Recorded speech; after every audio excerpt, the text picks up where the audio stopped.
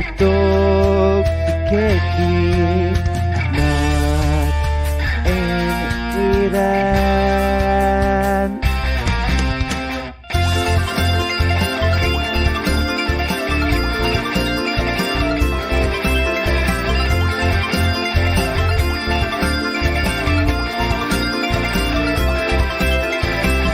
Osashi. Konnichiwa! Yo! Yo, hello everyone, and welcome to the Halloween, not Halloween edition of Talk the Keki. We took a week off. I was in New Orleans. I'll talk about that later. Ethan is 500 episodes behind. So joining me again is Chris. Chris, what's going on, man? How are you? I'm alright. Stop Yes, it. You can't yes. have candy. You can't have candy. Plague wants the candy. He wants the cake. No, yeah, he does want the cake, but just give him candy. It was Halloween. No, Hi, Hime. no, you can't have wires either. Come here, Hime. No, don't. You can't have wires either. But guys, as I said, Cats are fucking synchronized. I swear to God. Yeah, they're on the move. But what you call it? Anyway, guys, I was away last week. I took a trip to New Orleans, Louisiana. I had a great time. A lot of scary shit, haunted houses, ghost stories, exploring graveyards, swamp ride. Fucking around and indeed finding out. Exactly. Fucking around and indeed finding out. Ate a lot of fucking fantastic food. And now we are back here.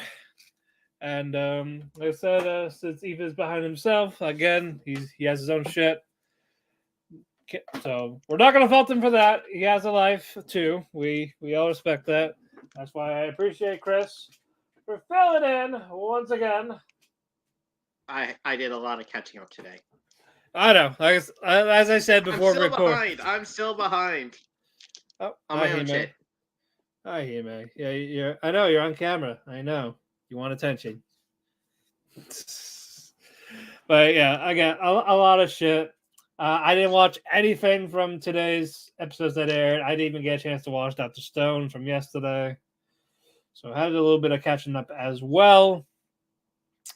Ethan will be back Wednesday before he goes away again. And then I'm going to try to convince Starman to get on the show with me that week if Ethan needs help catching up for hopefully the final time for the rest of the season. And then, hold on. He may lay down. No, don't come here. Lay down. No. Doesn't listen. No. She sometimes listens. Sometimes. But she has to investigate apparently. But like I said, we're gonna try our best to remember episode wise that where we did leave off and where we are going. So hold on. Oh shit, I forgot to pull up some news. Let me get that as right away. I forgot I do though. I forgot we do this before we do reviews. Man, this episode's just full of stuff. Okay, it's just full of stuff. Time for us to be like 4 hours into remembering what happened. Into remembering what happened. Let's see. Did we talk about Yakuza Fiance again? Anime adaptation. Wait, what? Yakuza Fiance. No, we did. No, we did. No, we did. We did do that. So to the first page. Prince Without a Servant. The Chronicle of Yatagarasu is getting a TV anime coming out in spring 24. We got that one. Hold on. Not you. Oh god, long title. Hold on. Long title. Is there an English translation? The villager who was abandoned was picked up by an aristocrat and awakened by a legendary divine skill. Is getting a anime I Yep. wonder what that plot's going to be about. Hold on, we have it right here. Oh, fucking! I was being sarcastic. We have it here. Hold on. Mateo, who was supposed to be just a common villager, is reborn as a grandson of an imperial aristocrat, Lawrence.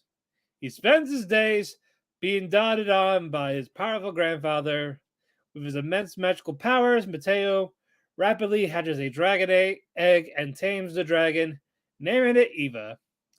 When his magical abilities are measured, it's revealed that he possesses the strongest magic power ever recorded. He quickly learns how to use magic, reviving ancient spells, and effortlessly draw on the most powerful sword that absorbs magic, making it the strongest.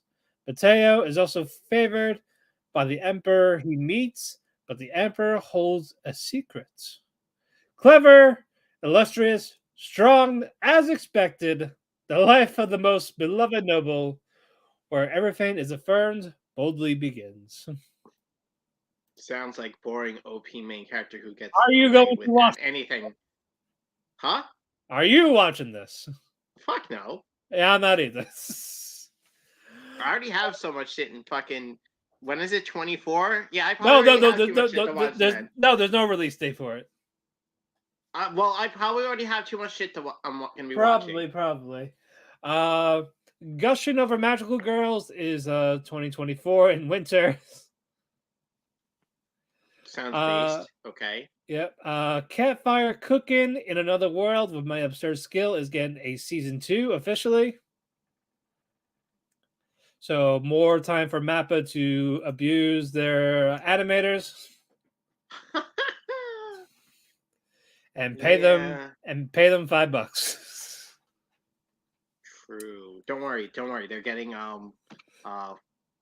fucking exposure. Yeah, they're getting paid exposure, not the good exposure.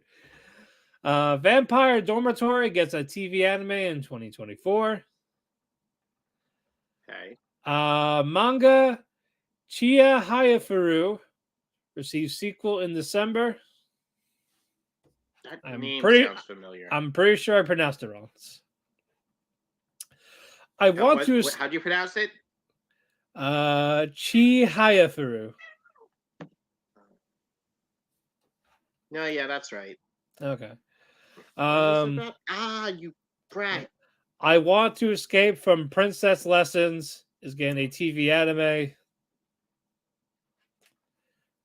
Is there any more? Hold on, another long title. I parry everything. What do you mean I'm the strongest? I'm not even an adventurer yet. Let's get a TV anime. Wait, what? Why is that the name? That is the name. I said why. Whatever. Because they want people to pick it up, read the title, and go, I'm gonna buy this to read on the way home. That's really it for this. Fucking light novels. I know, fucking light novels. Voice actress Hibiku Yamamura announces a marriage. So congrats to her. Hold on. She is married to Yuyo Yupe. Yeah, I don't know who those two are. But sounds like she just beat the Christmas cake age. Just beat Christmas cake. But either way, Mr. Booking, congrats on your marriage. If it goes well. All right, now that is it for the news. Cool. All right, now, guys, we are going to get to reviews. We're going to try to remember everyone we can in the span of 2 hours. Good luck, Mac. You're going first with your singles. Yep, I'm going versus my singles. All right, I got to remember what is my singles. Falling in love with the villainess. Yep. We're gonna get that up. We talked about the Twitter controversy from episode 3, so that means we are in episode 4. Basically, episode 4 was magic lessons. What you call it, from Ray, Claire, until a giant slime came out attacking, swinging for the fences, running for the hills. People are flee. Basically, Ray, she knows this from the games because, what you call it? This is where one of the three boys tries to help out to increase affection towards one another, but she is in lesbians with Miss Claire. She calls off of Miss Claire, but Miss Claire is also caught in the slime. But what you call it? One of the brothers, Thane, he saves Claire. They both do a double combination spell to kill the giant slime. And it turns out the slime was a mother protecting the baby, but the mother's dead. So Ray looks at the baby slime, and she decides to take it home. So he takes care of it. And what you call it? Claire sees it. It's like, oh no, get that fucking disgusting slime out of here, the monster. But Ray convinces Claire to keep it, and she names it Raylair, a combination of both their names. So he's like, what the fuck? So that happened, and then for episode 5, it's for the tryouts for like the knighthood, knight academy thing in the school. There's a few slots, so they're all gonna try to participate. Written exam, everyone did well. And now it's time for the practice rounds where you fight one-on-one. First round was Thane taking on you. Thane won that one after basically, wrong battle though, but wind and water. Thane dodged his ice abilities to get the win after catching up to him. Next fight was Rod against Misha. Rod just used his fire magic all around Misha's wind defense to the point where she couldn't breathe because of the smoke and fog. So Misha gave up because, again, couldn't breathe. So Rod wins that. And the next one was Ray against Claire. And Claire says, basically, if I win, you're out of here for good.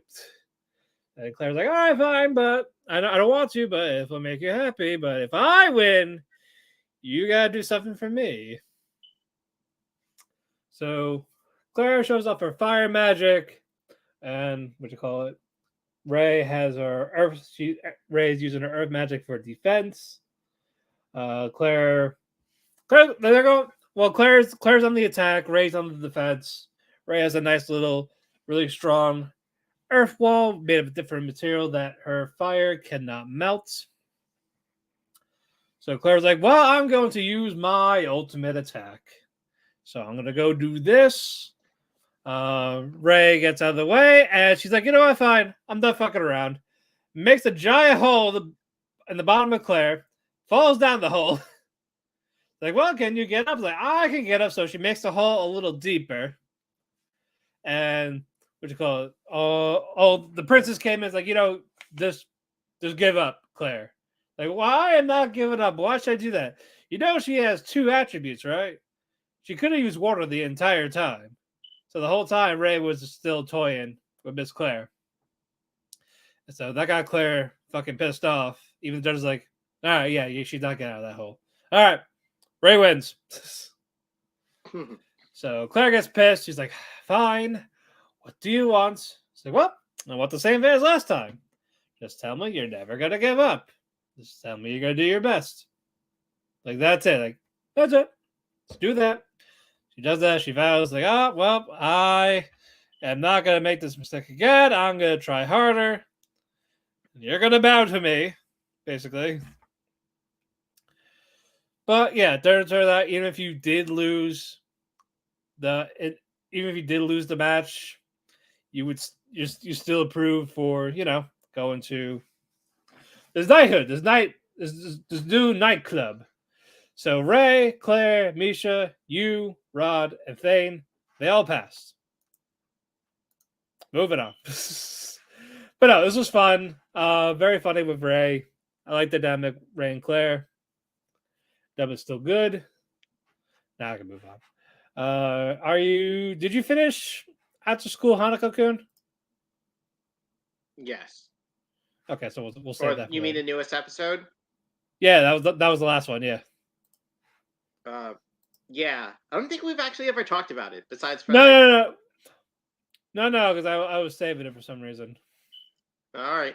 You also have Pluto. Stardust Telepath. Yeah, I watched that. Oh, you do watch that. Yes. Okay, good. So I could save that. Oh, Paradox Live. There we go. Oh yeah. Okay. We get to the next fight. Well, rap battle. Actually, no. Episode 4 didn't focus on a rap battle. It focused on basically. It focuses on the main band, Bay. So Alan and what you call it, Hajun. There we go. Basically, they're going to Cat's Whiskers. Basically, eye out the competition. And one of the guys from Cat's Whiskers taunts Hajun. And he whispered something in his ear to get him all pissed off. And that made fucking Haju leave. So they're like, what the fuck's going on here? And this is more about Bay like bonding together. And like why they do this. And like what happens to them. And you find out one is Alan was a very talented musician. Like he played the violin very well. His parents raised him in classical music. But he discovered hip hop and rap. So he wanted to be a rapper.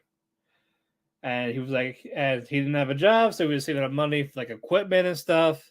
The parents didn't like this. So they burnt all of his records and shit. And that's what made him run away from home. For Anne, you find out that Anne is a non-binary. And Anne's mother keeps making Anne like, you're a boy. You're going to look like a boy. You're going to dress like a boy. I'm calling you my son. End of, basically. So grooming. Not grooming, it's like forcing Anne's gender. Yeah, grooming. Yep. God damn it. But so yeah, but Anne got away from that toxic environment. Now Anne's just themselves or herself. Or boy, girl, doesn't matter. Don't give a shit. I'm Anne. And with Hajun, basically he's the son of this wealthy family, inheriting this company, but he's adopted. And they couldn't have a kid. So that's why they adopted a child. So he was going to be destined for success until they eventually had a kid. So basically, they didn't need Hajun anymore.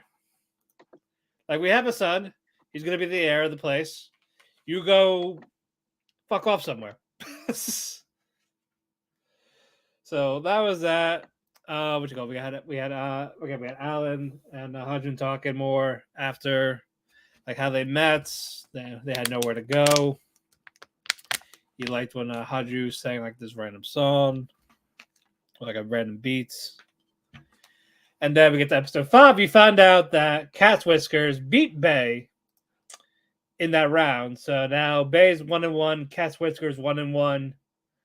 Cosmez is 0-1. And the last band, hold on, I gotta find it. Akan Yatsura, they're right now just 1-0. They're gonna take on Cosmez next. But yeah, this basically with what you call it, Akan Yatsura.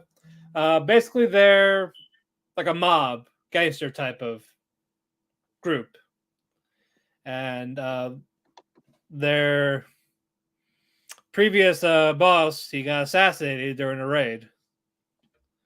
So basically, that's where like they're like family. They like stick together. No one leaves anyone alone ever again. Hold on. And what you call it? Few of the members from there, they're hanging around. and they see one of the members of Cosmes, Nayata. He's looking for Kanata, his brother. He wandered off somewhere. No, hey, he couldn't find him. He gets his ass kicked by some bunch of thugs, but the Akon group, they see that like get the fuck out of here type of thing.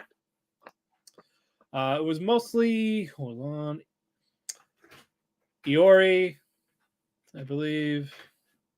Yeah, Iori, Chise, and someone else, Reo. They help the guy find his brother. They treat him to dinner type of thing. It's like, oh yeah, like they're trying to be friendly, but after tomorrow though, we're rivals because we're gonna fight each other next in this little rap battle performance thing. They wish each other luck. You see Akon's performance. It ends there, so I'm pretty sure we'll get the winner next week. Which, knowing them, I'm gonna assume Cosmes is gonna win to make it all a 4-way tie. Like everyone has 1 win, 1 loss. So the next battles is the one that's going to matter. That they set in depth between the 2 winners. So that'll be interesting. Unless fucking Akon wins, they'll be 2-0 and lose the last one, but still make it 2-1. I don't know. Could be interesting. We will find out. Hold on. Now I can talk about Pluto. Yes. Pluto is a Netflix series that is 8 episodes, an hour long, and I did watch all of Pluto in the span of the weekend because I still had some time off. It's not even real. It's not even real. It also takes place in the Astro Boy universe. Like I've heard that. It's connected to Astro Boy. It's a darker take on the greatest robot ever built arc, which was Pluto. So it's basically after effects of the 39th Asian War. A Swiss robot named Mont Blanc got killed violently. So basically, this mystery of someone trying to kill these highly advanced robots. They're like hard to kill, powerful, all this, but someone killed one of the strongest ones. And of course, it's Pluto. And they don't know about Pluto, where he came from, who made him. It's not even real. It's not even real. And I do love how they built up Pluto. Like, you don't see Pluto till like episode 5 or 6, maybe 6. Like, you just see the tornado and the robots that they're looking for to go in there to try to fight him, but you don't see its actual body. Like the mystery around it, like it's going and going. You see little by little until you actually see the fucking thing, and it's massive, it's terrifying, it's creepy. And instead of Adam or Astro Boy, but instead of the focus on him, it's focused on Gazette, who is a detective. He's a robot detective. And basically he's using this to like solve the mystery of Pluto and who made him and all this. As going on, like other robots like North Number 2. And hold on, let me look up these other names. I want to get them right. Heracles. Hold on. Is it Brando? Yeah, Brando. They all slowly fall in. Epsilon was the last one to go. Even Adam died.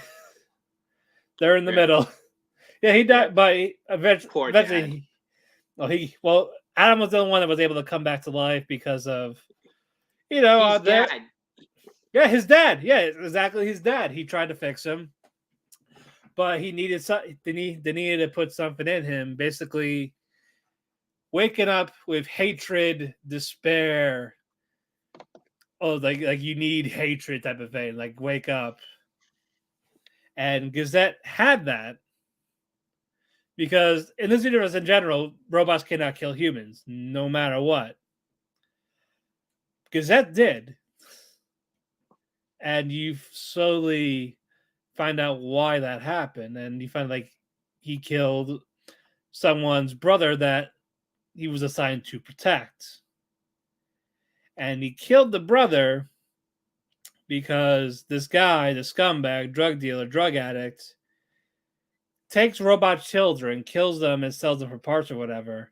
And one of them was having to be Gazette's kid that he found and adopted, took in. So that enraged Gazette and shot him violently. So that was why he was able to. So that's what happened. There's this certain emotion builds up in the robot to make it act out this way. And what's called Brow 1589 was the first one to do that. And Brow's basically Brow's like this intelligence. He knows everything about everyone while they do certain things. Even though he's like pierced with a giant lance through the wall, can't move or anything. So they go to him for advice, that type of shit. The real main antagonist is Dr. Abula. And he's the one that made Pluto by turning his own child into this creation. So he pulled the fucking Bondrude. So Pluto is the hatred of people in this war, like the Persian country and all this. As like, my goodness. I love the mystery of everything behind it. It's suspenseful, it's dramatic, and said the fights are important. You'll see some here and there, but again, the main focus is the mystery because that does well. Everyone, the cast is great. I watched this in dub, and the dub cast wonderful. Score, I loved it. And yeah, they covered the entire manga in just those 8 episodes with the hour long. Because there was like what? It was like, I believe 65, 60, like 68 chapters, I believe, for Pluto in general. It's a nice addition to the Astro Boy series. And if people don't know of Astro Boy or haven't watched it or seen it here and there, that's still fine because it's something that's welcomed by, old viewers, new viewers. Don't know shit. You can go in blind, no problem. You can adapt pretty easily. And it's the same people that made Monster, so I fucking love Monster. And yeah, I gave it a 4.5 out of 5. I think the ending was a little weird for me since I didn't read the manga for this. So I'm pretty sure those people were satisfied. I don't know if I just want a little more out of it. But no, I highly recommend it to people. Definitely a favorite of mine for this season. And I do want to go more in depth with someone with it. So I know I did recommend it to people. So hopefully I can talk about it more in detail with somebody. But yeah, I believe that is it for me. You didn't watch Goblin Slayer season 2? I'm not watching Goblin Slayer, no. Okay. Yeah, I didn't watch season 1 except for the random few episodes you showed me, and then I know it from this Goblin Slayer bridge. Okay. Which is the same, so. Yep. But yeah, go ahead. Do you have any solos? I have a bunch of solos. All right. But I haven't really talked about like them in depth. So, what do you not remember which ones you did talk about?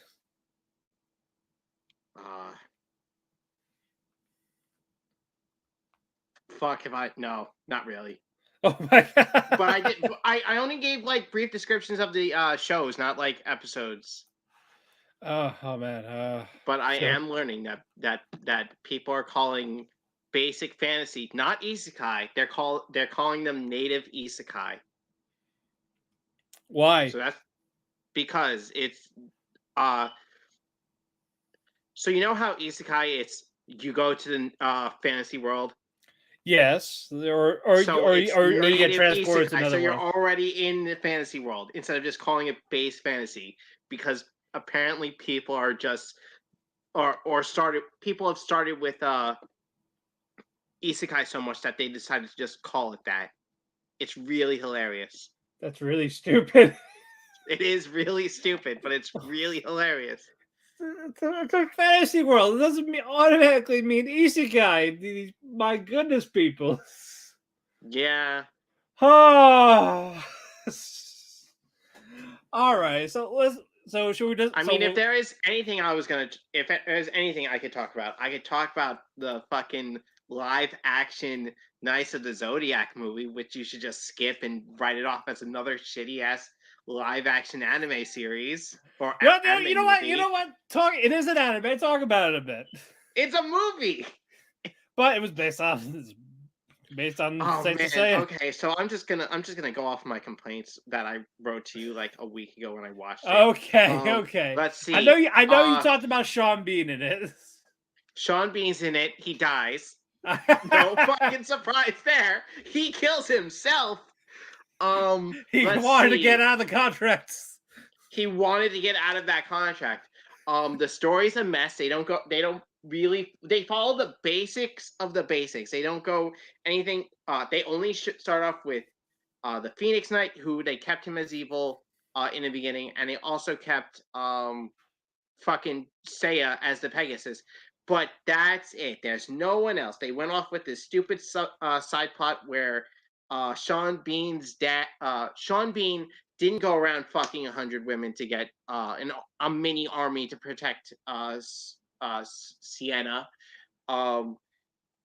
His wife's a evil bitch who's upset about Sienna for breaking her arms.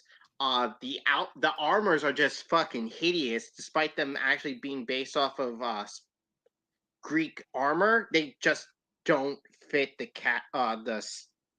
story. What else? The robotic army of knights is pretty dumb. What else? Yeah, it was really mid. Was really there anything good? Was there anything good?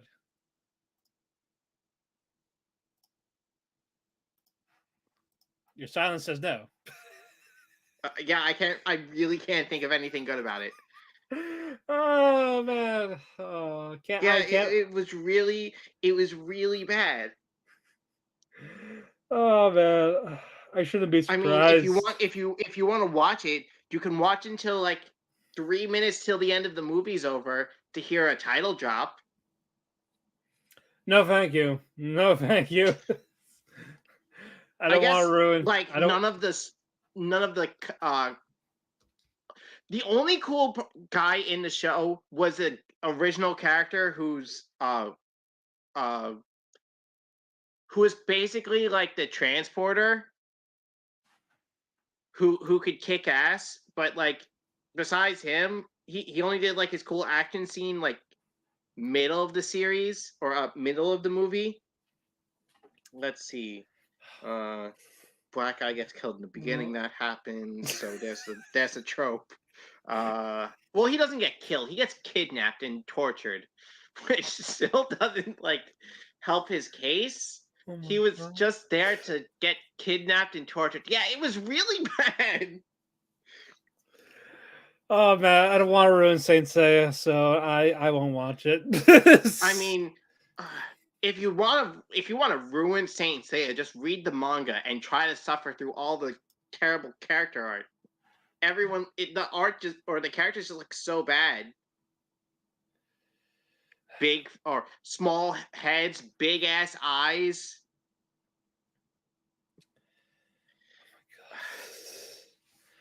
I'm speechless. All right, so let's move on. Let's move on. Yes, Protocol Rain. Let's go with that. Yo, let's have that fucking one scene of animation inside the game. It happened that one time. We're never gonna have it again. No, we're back to the poly. We're back to poly PlayStation 1 gameplay. Exactly. What you call it?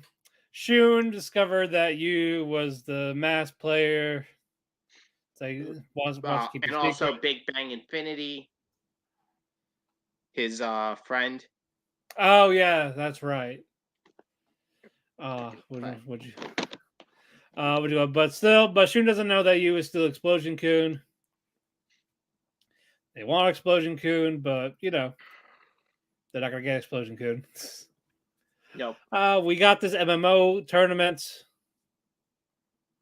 And what you call it? Who was the one that betrayed them? Johnny? It was Johnny. Yes.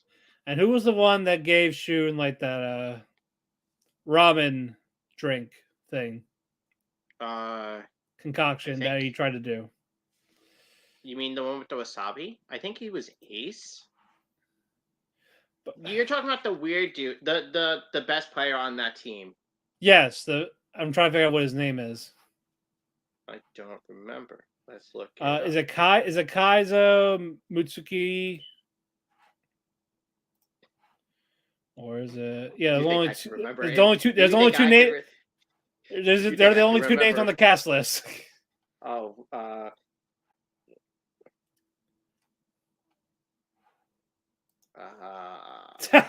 right, but we'll move on and think about it. Fox One is the one team, right? That's their team. Fox One is their team. They went against Sleeping Owl. Yes, it was Fox Owl versus Sleeping Owl, and Fox Owl versus Sleeping Owl. Fox One. Fox One. Fox One for Sleepy Owl. Man, if one of the members, the old members of Fox One, went to Sleepy Owl. Foxhound. I wish it was Foxhound. My goodness. But yeah, one of them was a traitor. It's a 5-on-5. Yeah. The idea is mission thing. Basically, kill people and set up a bomb. It's your basic Counter-Strike Valorant game. Yes, and what you call it? Round one. Owls won. They won 5 in a row. I believe you need 7 Owls to won? win. What? Owls won? They were winning. Sleeping Owl. Sleeping Owl, yeah. Sleeping Owls won the first round. They won 5 rounds in a row. Fox won. These fucking names. Fox won. Have no teamwork. Have no teamwork, no hand-eye coordination. Basically, they're fucking newbies. They're like, oh man, I wish Explosion Kun was here. Little do they know, she's right next to them. No, they know that that's Explosion Kun. Do they? Yeah. No, I thought she was like the different name, but she didn't. No. They talked about it. I don't remember. That's because it's a mid-tier story. It is. They're trying to just. It's just video games. It's just video games. Yeah, it is just. Yeah, so Shun does a little double kill with the good guy in Owl's Nest. Yeah. A little bit of momentum. Owl's Nest? Whatever. Owls and foxes. Owls and foxes. The Foxes are making a comeback. It's now 1, 2, 3, 4, 5. They're playing like actual players. They're like teammates. And now it's 5-on-5. Foxes got 6 points now. Now it's time for the match point. Oh man, it's such bullshit that they got 7 rounds in a row per attack or on attack. I know. But Fox won. They won. So they celebrated that. Shun goes home. Mio's like, oh yeah, I saw you did the thing. Congrats, Oni-chan. The mom's like, what the fuck you doing? Is that what you're doing? Like, yeah. Oh, I see. And we're not going to talk about it. Yeah, they're about it. And then Mio tried to talk about it again, and Bob's like, shut the fuck up. We're not talking about it. Yeah, video games are why you're crippled. I want to believe it. No, the car accident is why she was crippled, not video games.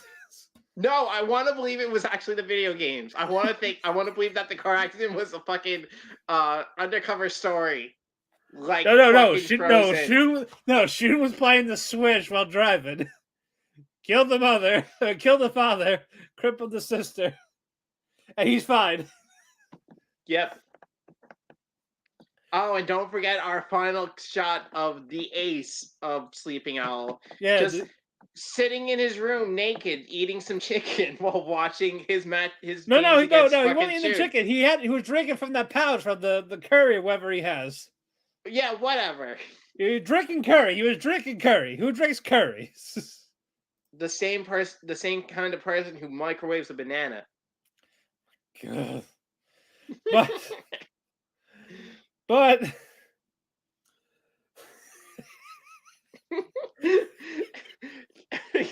You fucking forgot for a second about him.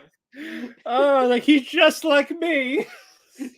For real, for real. For real. My sister was also in a wheelchair. My father's dead. Something. I hope it's not that. I hope it's not that. Oh, but man, this show is awful. Yeah. I can't believe I'm keeping this. I need to know. I need to know more about this car crash. This as well. What? I can't believe you're keeping this as well. I wanted to drop it. I should drop it. I might drop it. Okay. All right. Let's move on. Stardust Telepath. Is that last episode was we didn't talk about the last two. Yeah, that's what I'm saying. Basically, Umika, Yu, Haruno, they're still trying their best on making a rocket. Like, horribly. You should talk to this Raimon. You should talk to her. You mean the girl that doesn't show up in class? That one? That bitch? It's like, yeah, her. She does. She builds shit. She can build a rocket. So they're going like, oh, okay. You just want something. That's why you want me here. That show just Yuri baits all the time. Well, it is technically a Yuri show. It is? I thought it was a slice of life. It's comedy. It's comedy, supernatural, slice of life, and girls' love. Oh, cool. Because I was totally thinking that the alien chick was lying to them about, oh, hey, I'm an actual alien, and I'm not just an Esper. Yeah, I don't know if it's Umika and Yu, or is it Haruno? Because Haruno's giving us the little bit of the bait. Going by the opening, I think it's Shy Girl and Alien, and then Haruno and the other girl one? And Mechanic. Raimon, yeah. Yep. Maybe. I don't know. It's not the main theme, but it's there. So, you know what? Do what they want to do. And Twitter will still be mad. Oh, of course. Yeah, so Raimon's like, oh, okay, you know what? Fuck you guys. You guys just want me for this? Fine. Why should I do this for you? And they're, what's called? You was trying to tell, like, no, I want to hear from Umika. I want to hear from the shy bitch. Yeah. Let her fucking speak her words. Let her talk. Don't speak for her. I want to hear from her mouth because it's her project. And of course, Umika fails to do so. So it turns into, it's going to be a contest. We're going to do bottle rockets. No. They go. No, yeah, that's right. The newest episode was the shopping trip. Umika challenges Raimon herself. Yeah. Before they left, like, okay, fine. You know what? We'll do this. If I win, you have to hear what I have to say face to face. If you win, we'll fuck off and leave you alone. Yep. And of course, Raimon's like, yeah, piece of cake. It's going to be easy. No, Raimon complains because, like, I didn't want to do this. And you basically she's are doing forcing me to do this. I can't believe I'm doing this. Yeah. She's a tsundere. Oh, yeah. Complete tsundere. But Umika, Yu, and Haruno. They meet up at the lighthouse. Yep. And Haruno's like, hey. I have a gift. You want to see something cool? So she has a key. She goes down to the basement. Red room. She locks him in the basement. No, she doesn't lock him in the basement. It's a red room. It's a hideout. It's a hangout area. Like, oh yeah. My grandfather owned this lighthouse.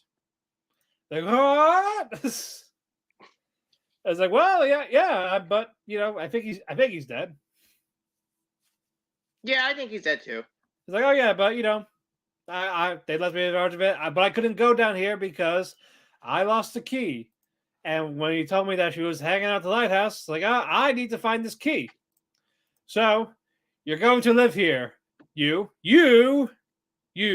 are living here. Because you have nowhere to go because your spaceship crashed. And then you is like, not you, Chris, her you. Me? You. Wait, you or you? You. You is like, you know what? Instead of just me living here, we'll make this our hangout. We'll make it our clubhouse.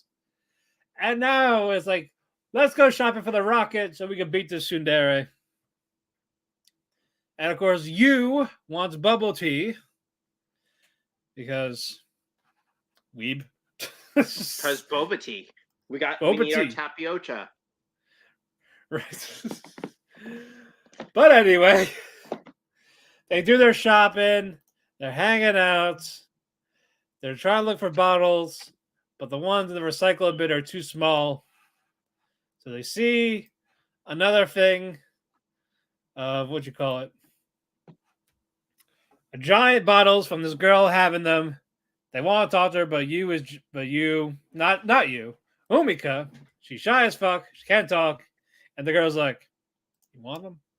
Fuck, take them. Yeah. But they see a movie poster for, like, I guess to rip off of Gundam or Transformers. It's a cool ass giant robot. It was next to the rip off ET. Yeah. And then Umika's like, let's make our design that. It's like, huh? You sure? Like, oh yeah, because Raimon loves robots. Yep. And she wanted to see this movie. She gets it. So I want to show that I care. So, okay. Then we get to the competition.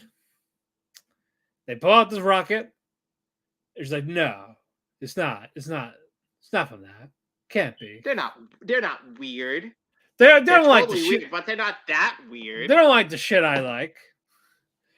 Umika shoots in the air, makes some good distance. 153 meters. 103, yeah. The Raimon's first rocket, like 105. Yeah. Around there. So I was like, okay, well, I'm going to win. So Umika gets this last one, I believe, like, what, 120? I think it was like 135. No, that was Raimon's. That was Raimon's last rocket. 127 then. Yeah, 127. Like, yep, she's got it because they all touched it together that made it fly higher. So Raimon's like, shit, because the match of mine will be always 107. more powerful with friends. Yes, my max was 107 when I did the simulations. But here's another one with gunpowder in it. Yep, time for a model rocket. It's not a bottle rocket. I used some of the bottle, not a full-on bottle. No, stuck. So she shoots down in the air, over 130. That means Raimon wins. You calls her a cheater for using gunpowder. Like, you guys didn't specify, so I'm just saying we're good. So what'd you call it? Umiko, she goes in front of her to go to talk. So we gotta say. Raimon's like, hey, even though I totally won that duel, I'll let you say your piece before you fuck off and never talk to me again. And the face she blurted out was, I want your goggles. I like your goggles. I want them. I'm gonna take them. Gonna push you down to take them. Could beat the crap out of you for them. But no, he eventually goes away. And then fucking Raimon's like, you know what? Like, they're gonna fuck off, you know. I helped them with this rocket. They're gonna leave me alone. They're not gonna talk to me again. We're not friends. Eventually, she goes to school the next day.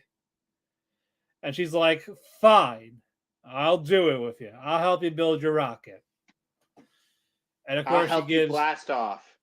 Again. And of course, she gives Umika her goggles. Before she can make it weird. Yeah, don't make it weird. Stop staring. Have them go. Make your peace. And you know what? This was a cute episode. Yeah, I did enjoy it. Mm-hmm. Okay, now let's get to Rurouni Kenshin. Oh yes. Are you caught up on this?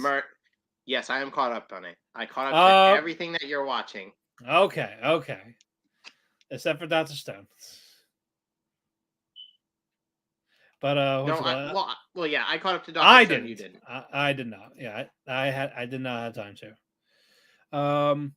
We got the fight with Kenshin and who was that big guy's name? Isarugi. Isarugi. Yeah. Yeah, because they took the kids to the hospital, and he could never hold a sword again. Yutaro, Yeah. his arm's useless. So go He 5. can't even be like a strapping young man. Yep. So fucking Isarugi, he's like taunting about Kenshin to Sanji. Is that his name? Sanosuke. Who? Sanosuke. Sanosuke. Yes. Sano. And sounds like, well, you unlock the beast in Kenshin. When he comes back here, he's just basically gonna fucking murder you. Nah, man, that guy's a coward. Fuck him. I'll fight you. Fight me. But discombobulation. Discombobulation. But no, Kenshin and everyone else, they come back. But what'd you call it? The kid wants to go with them because he wants to see his master get his ass kicked. He wants to see his sensei fucking get He clapped. wants the satisfaction. He wants the satisfaction. We get a really nice fight. What'd you call it? He gets his jollies in the twist every time he scratches Kenshin. Yep. But Kenshin does a little bam bam. Itsurugi's getting pissed. He does a thing that try to cut some nerves in Kenshin. Doesn't work. And a giant swing. Boom. Itsurugi loses. He gets hit in the face. Yep. With the blade, like, God damn. So, someone called for murder. He's done. He's out. Not even with the blade, with the sheath. That's right. He gets hit in the head by the end of the hilt. Then Kenshin slaps him over the head with the sheath and then stabs it right on his forehead. And he's out. Not entirely. Not entirely. He's not dead. He's not dead. Because then he tries to... he kidnaps... he holds Yachiko hostage. Yes. And what happened then? He's like... hey, you better stand down or I'm going to kill this kid. And Kenshin calls him out on his bluff. Yachiko calls him out on his bluff. Everyone calls him out on his bluff. And then he runs away like a bitch. Yep. He's like, well, I'll show you. You'll see. I can kill people too. Yes, Don't think I can't.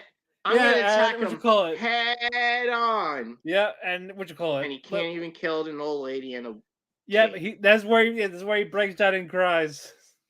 Yep. I was like, oh man, but that was a fun fight. It was.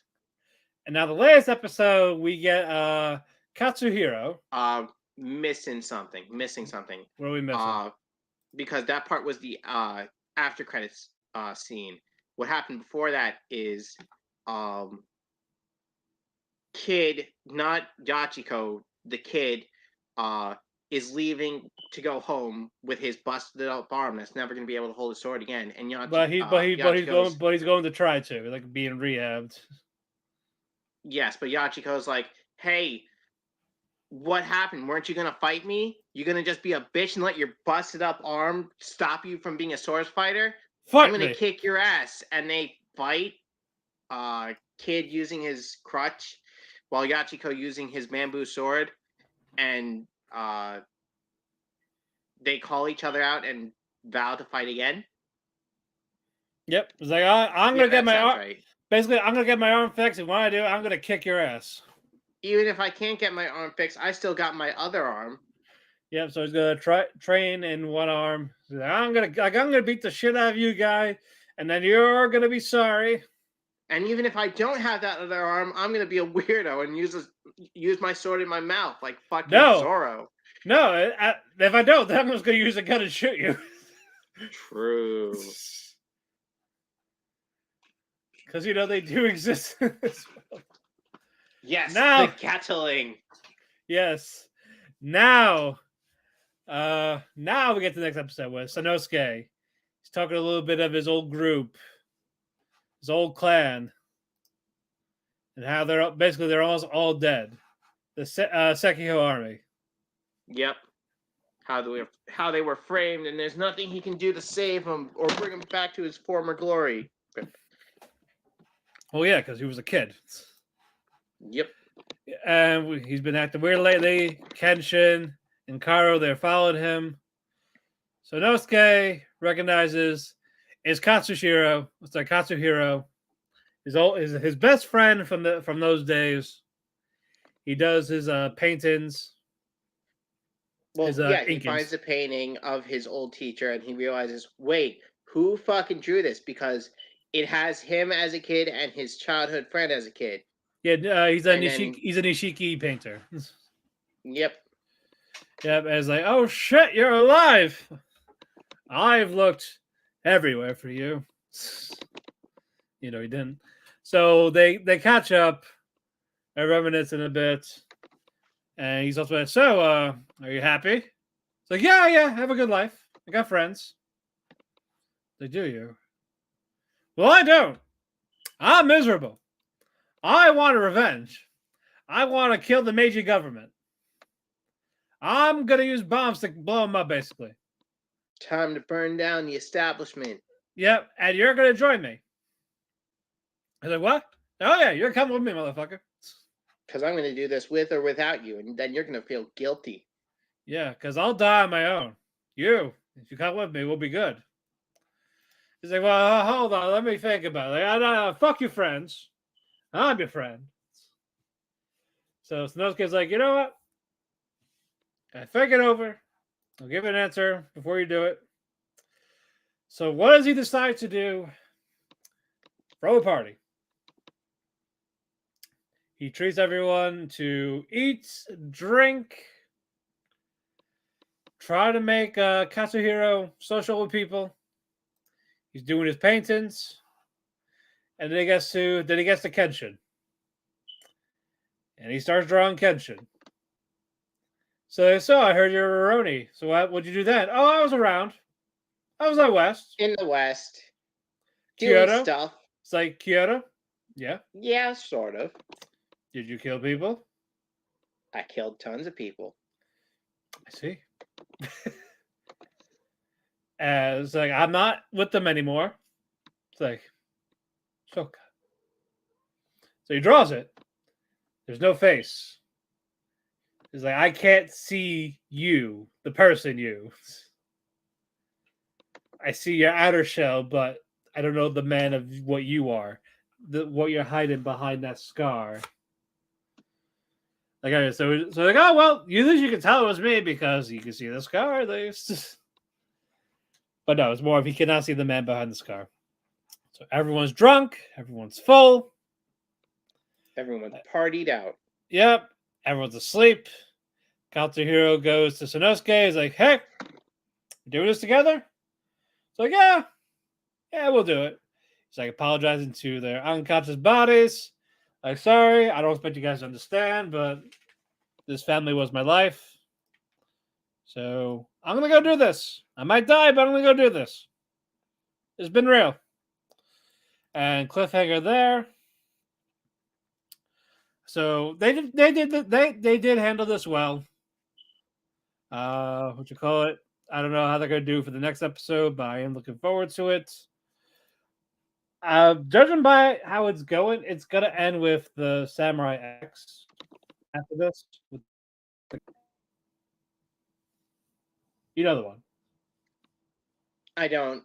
I only remember up to fucking the I'm talking about the Hajime. Gatling. I don't even remember up to Gatling from the old series.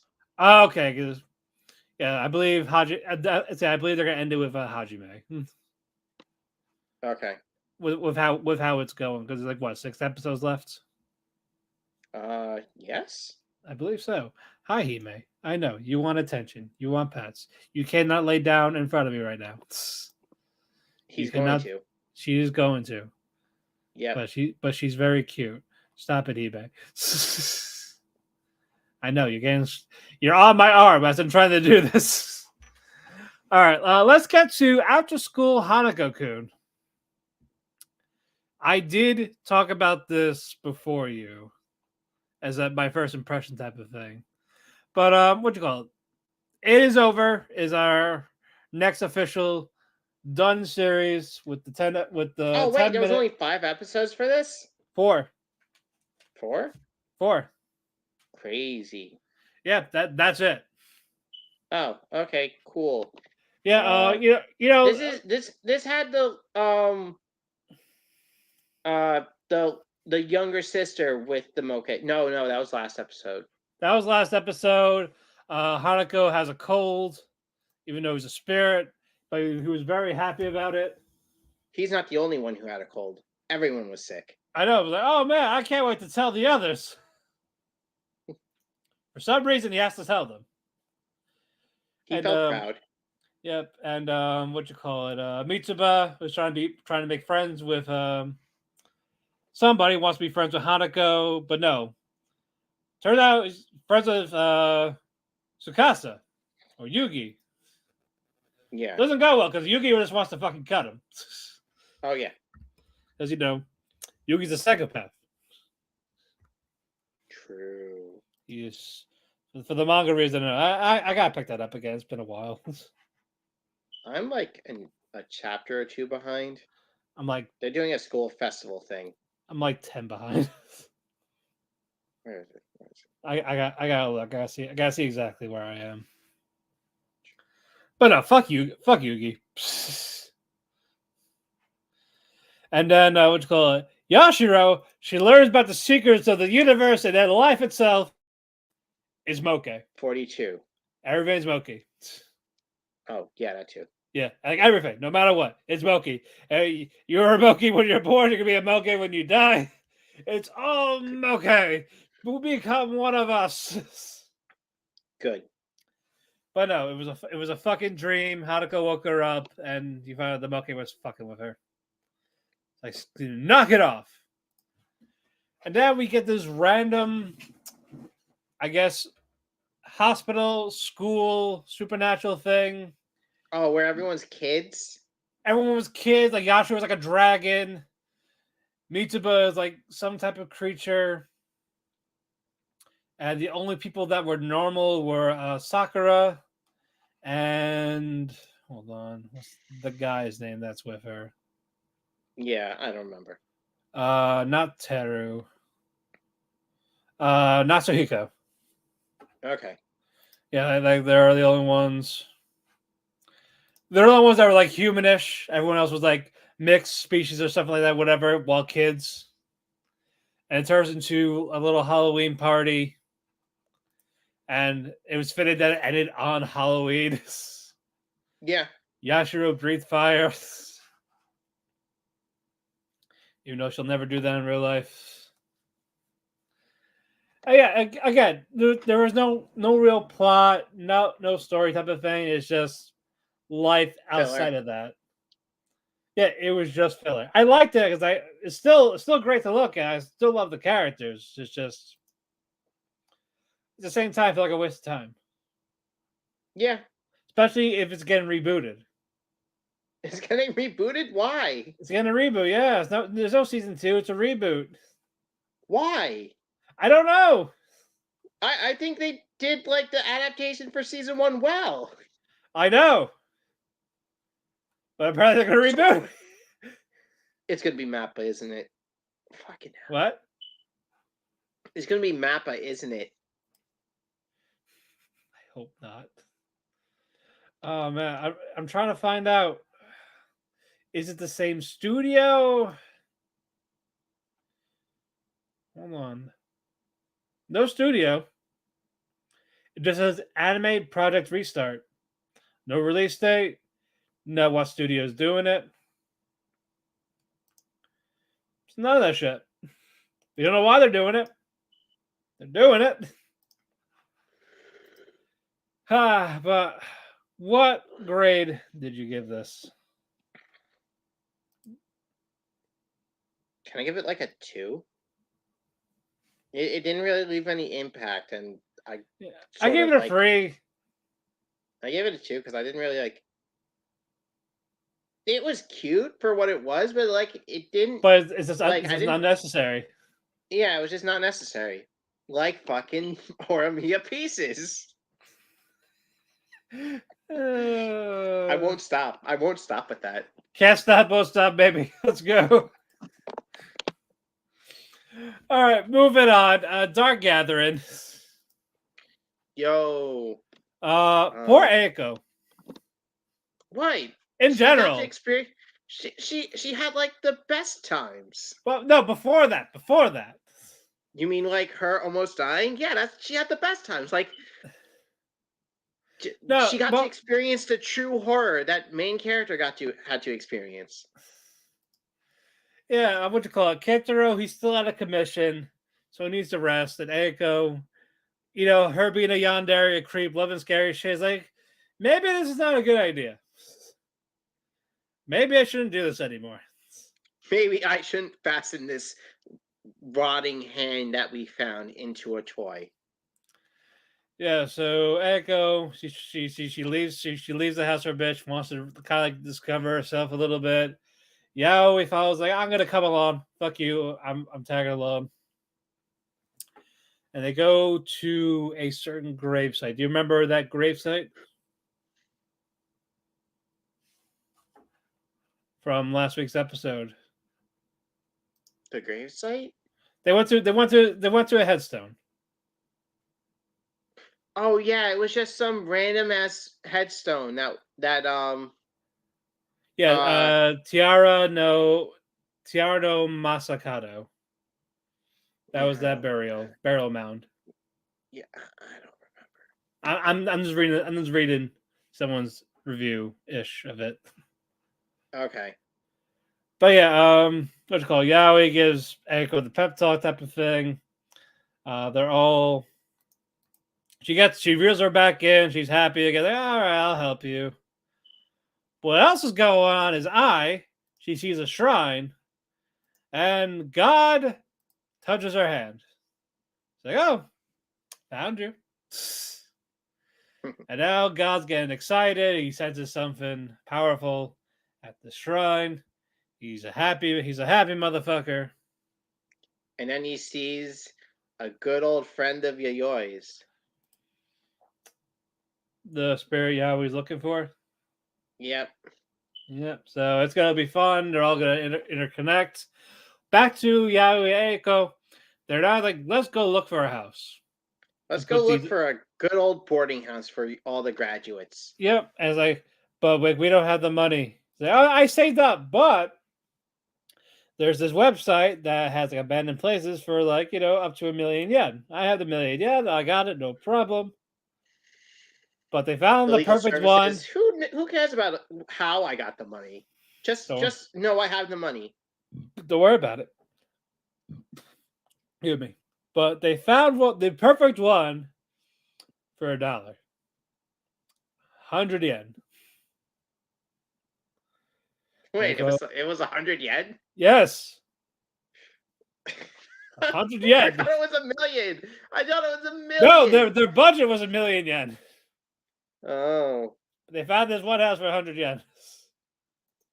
It's perfect.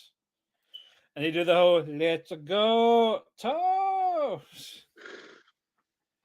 So that happens. The landlord or whoever, the guy that his family runs this says, hey, here's the keys. You coming in? Oh, fuck no. Fuck this. Nah, I ain't going in there. Have fun. Yeah. People have like a terrible time in there. Like this cop got pregnant and then immediately after 10 days gave birth and died. Yep. So have fun with that. The whole house is creepy as shit.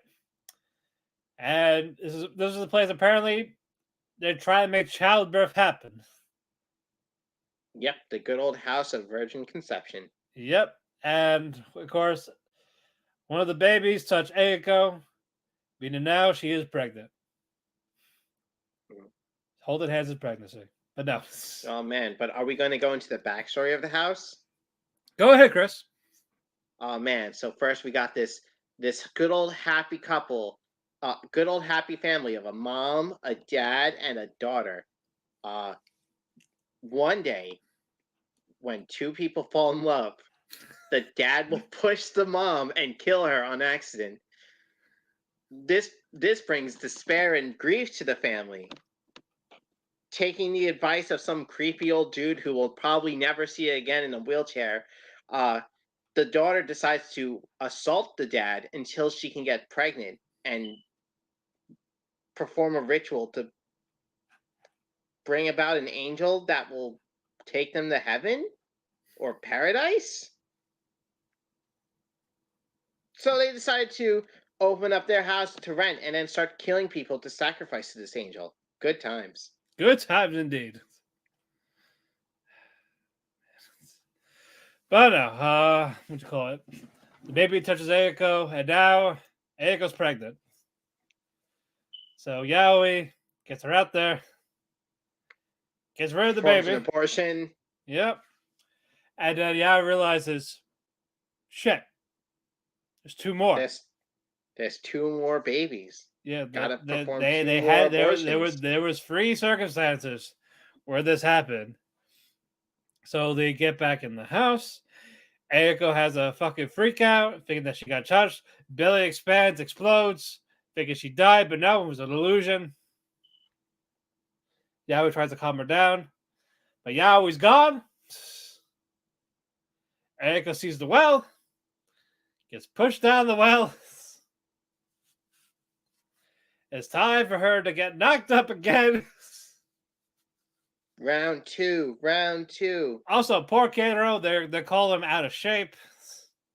He's finally He is out recovered. of shape. I know. He's skinny. He's dead weight. He is dead weight. He's a little dead weight. It's like you want me to work like you think I'm horrible looking, right? And Aiko's like, yeah, a little. Like, but no, I can go to the gym too. I'll get all nice and pretty for you, and then you can carry me like a princess. But no, I'm telling you right now, once this is over, Aiko's just gonna go. I'm out. Yeah. I thought I liked this shit, but too much. I am done. We are out of here.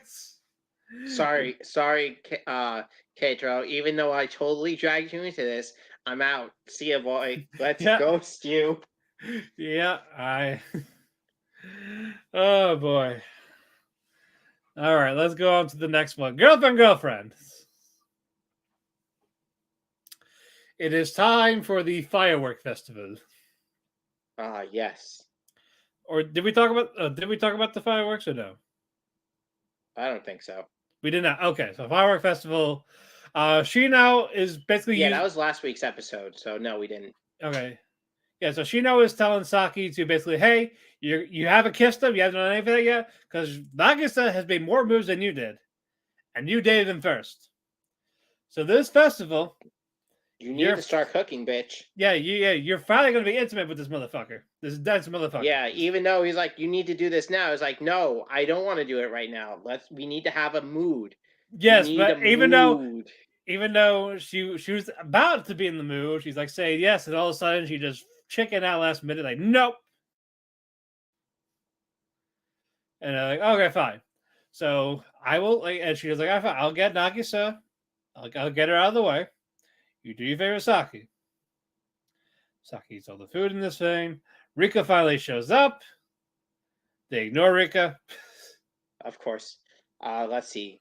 Shino and Nelia get separated from the group, from the other two.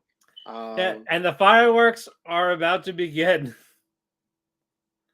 So time is of the essence.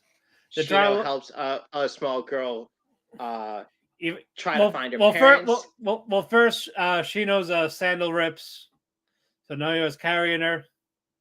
And then, fucking Shino's like, why is everyone grabbing my ass? Why is everyone grabbing my tits? I'm not a lucky pervert. Stop it.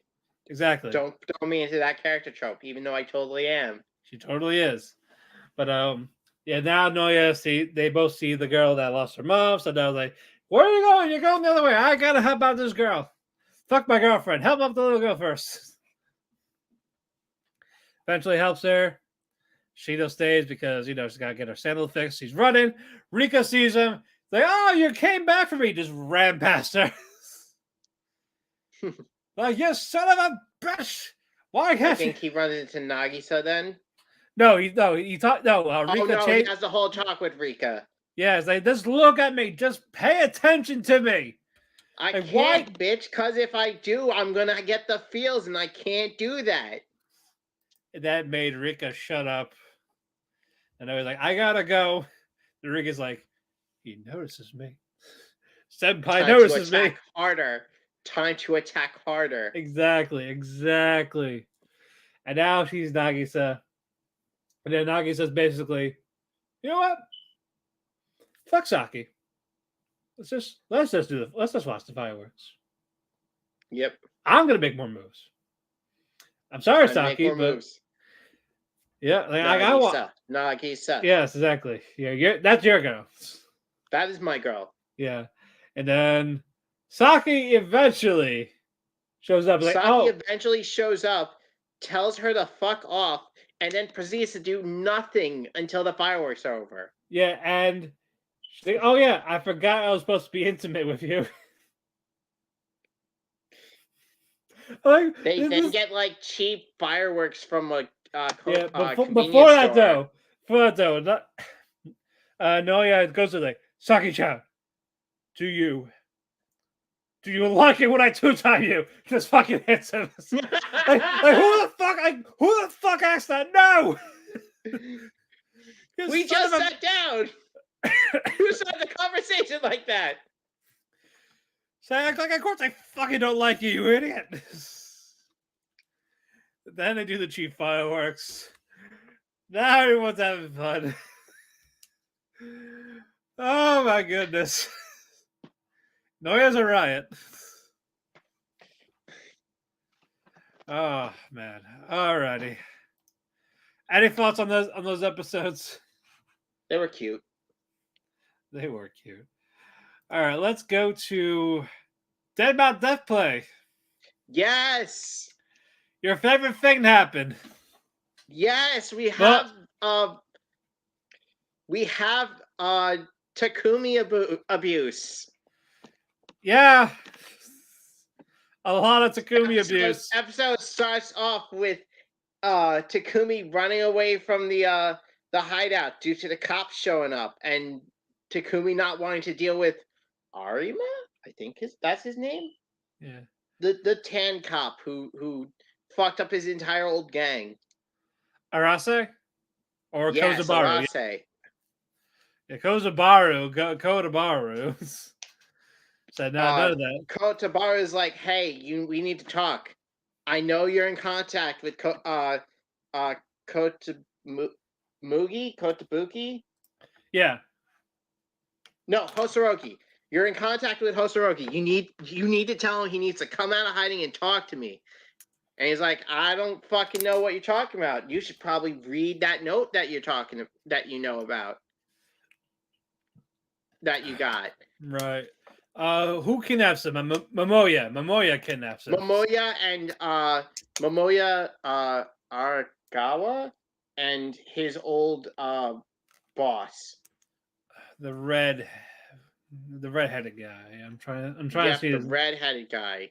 Kyon. Yes. Kyon, yes. They both kidnap into his house, fuck him up, and then kidnap him. But who breaks in to try and save the day? Misaki. She somehow got into the whatever floor he was on and broke through the window. Yeah. And then she got cut in fucking half. And you're like, my boy's like, well, that's all good, but wait, there's more.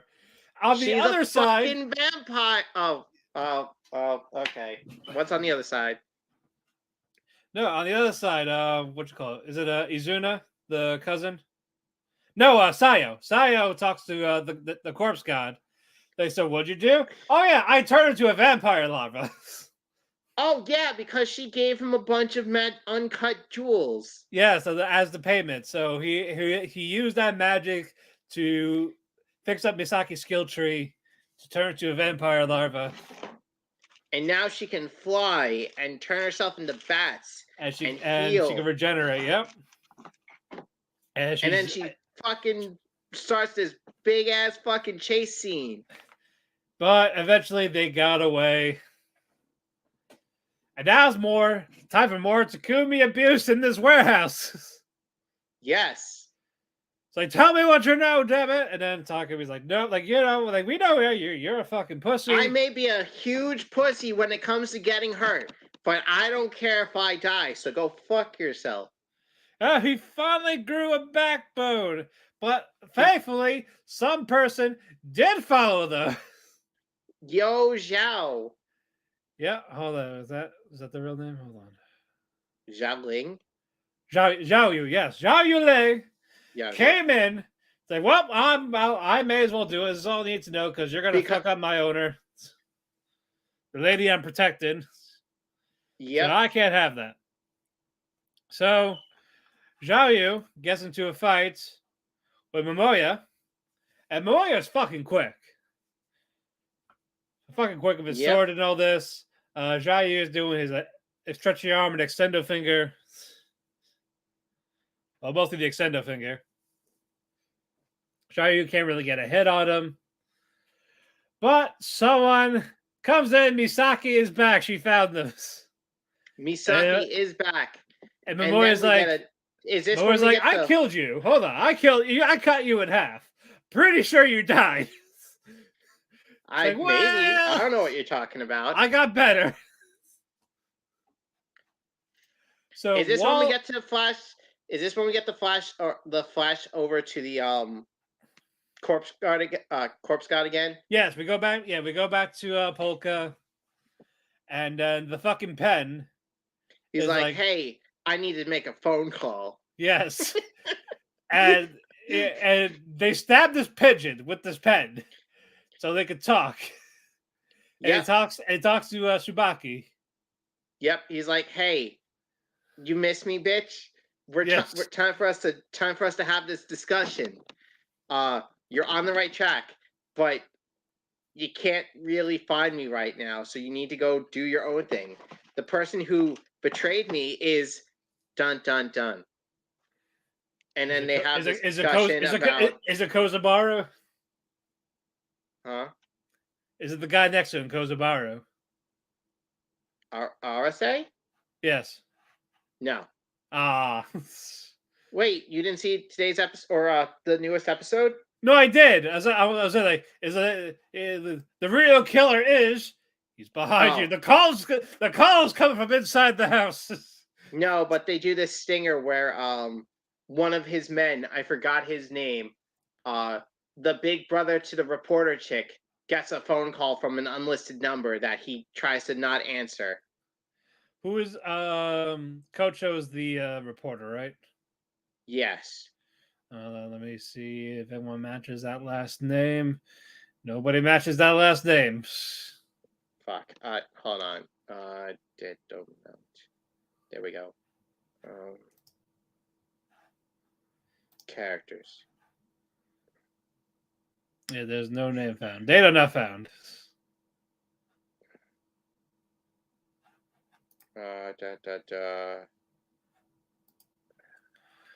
But anyway, while that's happening, we get back to the fight.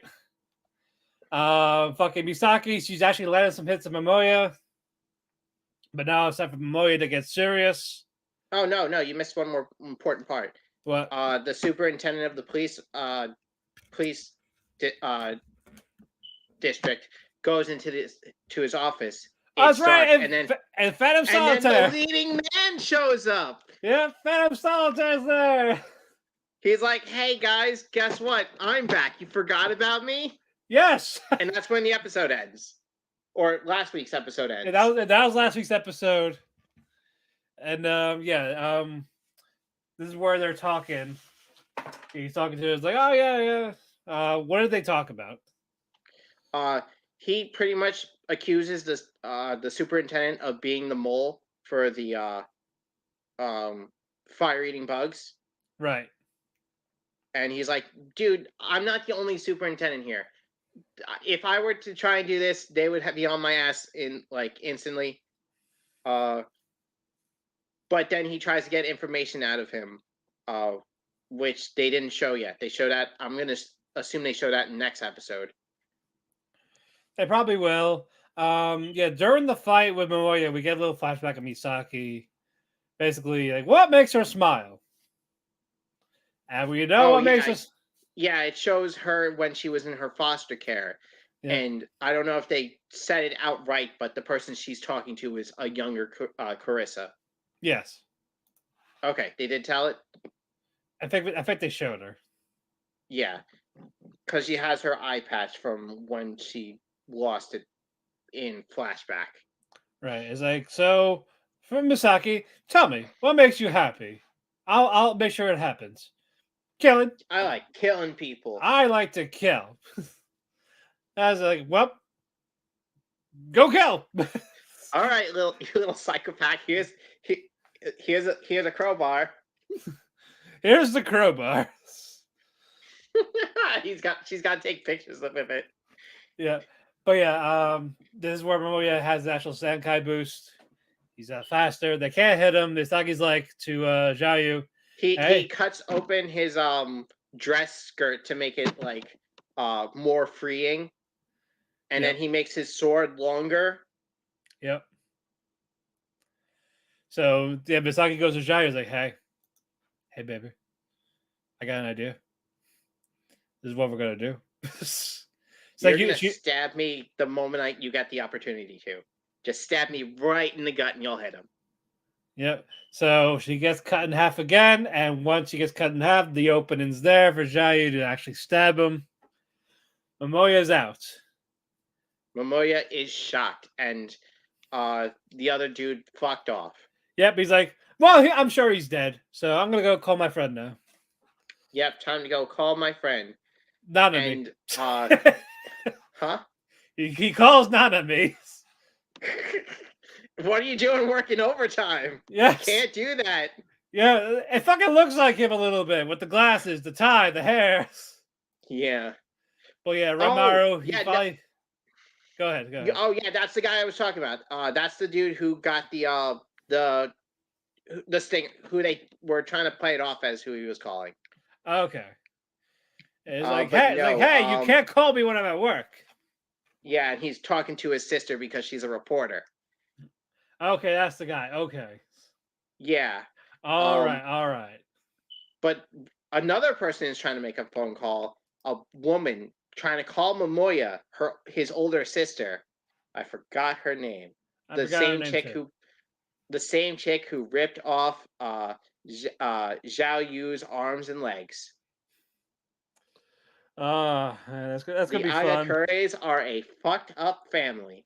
They are. I can't wait to hear more about this fucked up family. Oh, they are so good. They're gonna be great. You're watching Faraway Paladin, right? Yes. Okay, we're gonna do that next. All right. William and Mendeldor, they're back at the old village. We didn't finish it. We didn't finish. After Tsubaki's call with Hosorogi, he hears on the loudspeaker Solitaire calling him out. Hey, since you already know what you're doing to do, I hope you go have a fun time. And I'm already in here. I'm having fun with your superintendent. Say, hey, he's mine now. Yeah. Then they go. Didn't people repeat certain words or something like that? Yes, the fire eating bug has been making their move. Okay. They started going all around. They're in the police district, or I mean the precinct. That's the word I've been looking for. Okay. They're surrounding Misaki at the warehouse. But Takumi, or not Takumi, the cops. What's the cop's name? Which one? The blonde? Tsubaki. Yeah. Tsubaki, he leads RSA to the culprit, or the one who's working for the Church of Sabaramond. And they hear a voice on the other side talking to on the phone to the redhead. I don't know his name. Yeah, I forgot it too. Kyo or something like that. Something like that. Hondo? Is it okay. fuck, I don't remember. And then that's when he busts in, and it's his superior, Okay. who's the one who's with the church. Okay. And that's when the episode ends. Alrighty. Okay. A lot of shit going on. A lot of shit is happening, and it's all fucking good. Next episode is going to be great. We're going to get more fucking leading men. We're going to get the leading lady. Polka's going to fuck around, and people are going to find out. Misaki is still going to be Misakian. Misaki is still going to be Misaki. All right, now we'll get to Faraway Paladins. Now, Faraway Paladins. Will and Melodor, they arrived at Rust Mountain. They're talking to the dwarves. They try to find information. Yep. And during their training, the little Spartan train in the forest, a young dwarf is watching from afar. He's shy as fuck. Not that far. He's in the bush. He's hiding in the bushes. Yep. Yeah, he's scared and all this. So, Melodor, he gives him an intimidating look, like, "Hey, what the fuck you doing?" But fucking Will's like, "You want to join us?" But he's no, like, "Nah, I'm good watching." And but no, he runs away. Yep. And then eventually, after talking more to people, Will goes to the bar, and he orders food, and he sees the same dwarf as last time. He's getting his ass kicked. So the dwarf goes in. He sees a fight starting to break out, and he tries to stop it, but then gets tag teamed. Yeah. Then Will's like, "Hey, what's going on?" And like, "Oh, well, we're not doing this. No, we're sorry. We had a little drink. Here's money. Here's money to pay for damages. We're fucking out." Yep. And he talks to the dwarf. His name is Rue. And even though in the manga it's Lou, but whatever. But yeah, he talks to him. He tries to talk to him, and you find out that Rue is royalty. And wait, they call him Rue? Yeah, his name is Rue. His name's Al. The black-haired dwarf? Yeah. It's Rue. The fuck? His name is Rue. His name's fucking Al. Well, his name is Rue in the show. Hold on. I'm looking at this. Because I saw it too, and I thought it was fucking weird. Yeah, his name's fucking Al, or Vindalfer. Well, he's not Rue for now. What he's the Rue. fuck? He's Rue for now. I thought it was weird, but it's like, okay, they're giving him a fake name to hide that he's who he is. Got it. All right. Maybe they'll show it down the road, but now it's Rue. Because his full name is Vindalfer. And I get where the Al comes from, but where the fuck does the Rue come from? Well, it's pronounced Lou, but R's and L's. It's Rue. Like Louis from Beastars. I'm gonna call him Al. I'm calling him Al. Fuck this. Well, I'm still calling him Rue. I'm blaming Crunchyroll. Will and Rue. Al. Fine. Will and Al. Yes. Will and Al. They get out the bar. They have a nice moment, and the dwarves are like, "Hey, that's our prince. Get away. Fuck off." And then Will's like, Hold on. Let him speak for himself. Okay, he's a coward, but I see greatness in him. I'll take him in. I'm here to help out Rust Mountain anyway. And I want him to come with me. I want him to join me. Let him decide for himself." They're like, "Oh no, that ain't gonna happen." And fucking Rue's like, "I'm doing it. I'm gonna do it." It's like, "Well, then we're gonna disown you." But in a happy way. Like, he's gonna become a man. Yeah. Then we get to the next episode. He's not the prince. He's just Al. The I think he's he becomes a secretary. And then they go into his backstory where his dad, the king, made a final stand against demons and this crazy ass fucking dragon we'll probably won't see in a while. Well, we'll see that in dragon his kingdom. Yeah, maybe. Who knows? This dragon probably can't be that bad. I mean, like he's still being fought in the manga, but it's not that bad. that's still happening in the manga. It's still happening in the manga. Holy shit! Yeah, like yeah, he's probably gonna die. Maybe. Oh no, he becomes Will Squire. That's what it is. Oh boy! But what you call it? Will is this Will training? Will's training Rue. Menlador he steps in. He's a little nicer to him now. I was like, well, sorry about that. It's just how I am, you know. Mm-hmm. And Rue, he cannot do shit. Nope, he can't fight for shit. He he was babied for most of his life, so he can't fight. Yep. Nice guy though, but also the dragon's name is Valasurka. That's the dragon's name. The Wicked Dragon or something. Yeah, I forgot. He had like a big menacing name. I forgot what it was. Something you talk about the thing with like the dark flame or something like that. It wasn't that.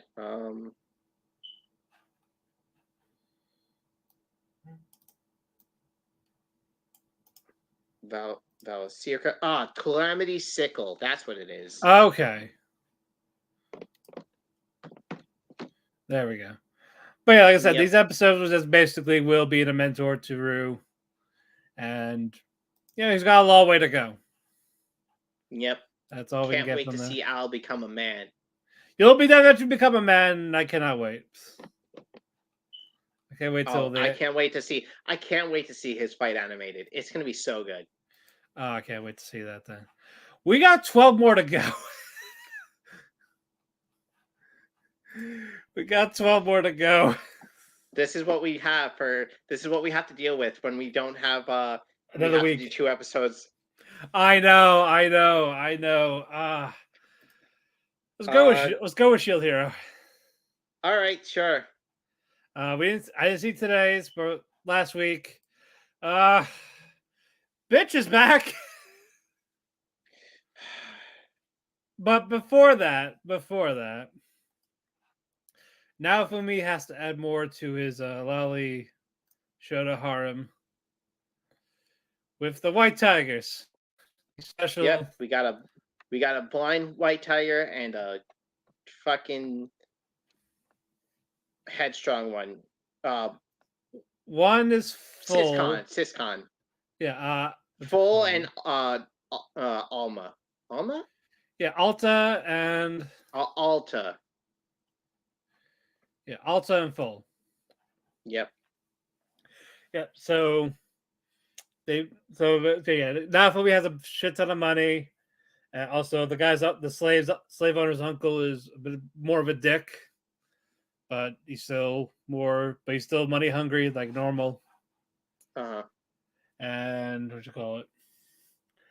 Full's like, hey, like pick me, but get my sister. My sister has been cursed. Or is Alta the boy? Alta's the girl. Alta's the girl. So yeah, Full's like, hey. I gotta help out Alta. If you buy me, like, Duffy's like, yeah, no, but eventually he's like, okay, sure. And it's like, owe me your life. Yep, you throw me your life. I can use this. Like everyone else, I could use you. I can use you. Welcome to the harem. Sounds like a Joker plot. It is a Joker plot. Because he found there's a new invention called Kick, where the young could go where slaves could go and express themselves. No. But no. Now for me, heals up the sister. Everything's going well. It's gonna take some time. Yeah, but slowly but surely, months have passed. She can walk. She can't see still. Nope. But she can walk. And of course, villagers are attacking this village. Because it's the village of the shield hero, the demon, the harlot, the charlatan, anything you want to say above. Now Fumi and everyone else, they go kick their They're ass. they're not even there. Oh, who saved them? These kids who spent like a couple months training still can't do shit. Yep, these anime they failed their anime training arc. Yep, they didn't grow into actual adults. For shame. No. For shame. Because they should by now. Mm-hmm. Otherwise, there's no harm. No lies, I guess. But on the other end, Naofumi, Natalia, Philo, your noble group. Naofumi sees Ren. And it's like, hey, what are you doing? Like, oh, sulking. Heard your party died. Sucks like to be. failures. Yeah, my party died. What you call it? And fucking bitch is here. Wait, no, he runs to Motoyasu first. Yeah, Motoyasu. Yeah, Motoyasu's he runs into Motoyasu, who's trying to talk to one of his former party members after they abandoned him. Yep. Like bosses. Yep. And there's a rumor going around that Motoyasu left them. That didn't happen. But, gee, I wonder who said that. I wonder who possibly could have blamed Motoyasu for sexually assaulting Slut. Bitch, that's who. Yeah. Remember, her adventuring name is Slut. Yep, that's what I'm saying. Bitch and Slut. Yep. But, yep, she's there. She's now manipulating Ren. Yep. And it talks about how we're back to the whole no one should trust the shield hero, even though everything that she has done been lied for. What are you talking about? And Ren was there. What are you talking about? She didn't do anything wrong. She didn't do anything wrong. Neither did Griffith, but here we are. Neither did Griffith, damn it. Griffith did nothing wrong. It was just a joke, Guts. Everything I did was just a prank, Guts. Especially with your wife. Especially with Casca. Yes, it was a prank, bro. And it's like, oh yeah, well, I'm not lying, because if I was lying, I'd be shocked. Here's my top. So did she get rid of that? I mean, it seems like it looks like she did, because it's not even there. Yeah, so it disappeared. So like, I guess she got rid of it early for good behavior or some shit. I don't fucking know. No, she probably got someone to disable it, because like that's possible. Yeah, because her mother put that on her. Yep, her mother Motoyasu had also like reapplied it so he can control her. Yeah, but since Motoyasu is no longer with her, she can do whatever now. Yep, like seduce Ren, and maybe fuck around with Itsuki too, but who knows? That hasn't happened yet. No, that's Rishia's job, but she's gonna get mad at that. Yeah. She's gonna get very mad at that. And they're like, oh, Motoyasu, he sexually assaulted me and all this. I couldn't believe it. And everyone's like, you know what? I'm an idiot, so I'm a simp. Her pussy might be that good. I don't believe you, Doubtful, but you can fuck off. You can die from this phoenix, whatever's going on. And Motoyasu, you can just go back to being a loser. And then bitch goes,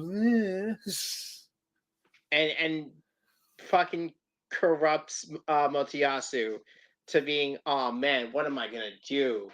My life's over. Until he heard the sound of a lolly. Until he heard the calling of his oishi. Yep, Philo is doing. She apparently still thinks she's an idol from the other world. Yep. And now Motoyasu found his boner once again. It's like, I need you. I cannot fuck pigs anymore, so time for me now to fuck birds. Exactly. And they Philo gets him like, fuck off. He gets the next day, Motoyasu, he's all good as new. He calls down for me, Daddy. And slams the door in front of the nope. No. leave me alone, pig Tanuki. I No, need yeah, to fuck before that, my... yeah, you chase a Philo. The reptile is like, "Hey, leave her alone. You're scared." Like, oh, shut up, pigs. Like, pig, huh? He gonna die. He gonna die. But the reason for that, which they didn't explain, Well, which they they might. didn't They explain a still, lot of, they still might. they might do a Rising of the Spear Hero, but they probably won't. Basically, after bitch fucked him over so bad and the rest of his party, he can't see any women as actual women and can only see them as pigs. Except for birds. He can see birds as birds. Oh boy. Alrighty, let's move on. Dr. Stone. We're gonna talk about last week. This is one episode. Picked up Yeah, left because you... off Kohaku and Ginro. They're finally they're in stone. Amaryllis was able to basically retreat. So while it's going on, we get to the other side. Senku is trying to get basically everyone's bodies back together because basically revive everyone before the battle. And Taiju's like, "Oh, I'll go back and forth like 300 times if I have to." But thankfully, it doesn't have to. Yuzuria? Yuzuria? Yuzuria, yes, thank Yuzuriha? you. Yuzuria, yes, thank you. Sorry, blah, blah, blah. Tongue twisting. She's back. Yep. So now she's working faster. Like, oh, get their clothes, get this, blah, blah, blah. Like, she makes her outfit in like a second, puts everyone back together Yeah, in like no, less whose than part is that. which. So as they're going on, they're like, "Oh, someone's coming." It's Amethyst. Amaryllis. Yep, she tells them like this is what happened. Kohaku and Ginro, they're in stone, but They got stoned. They found some good shit. but we found the weapon, and she talks about the weapon a bit.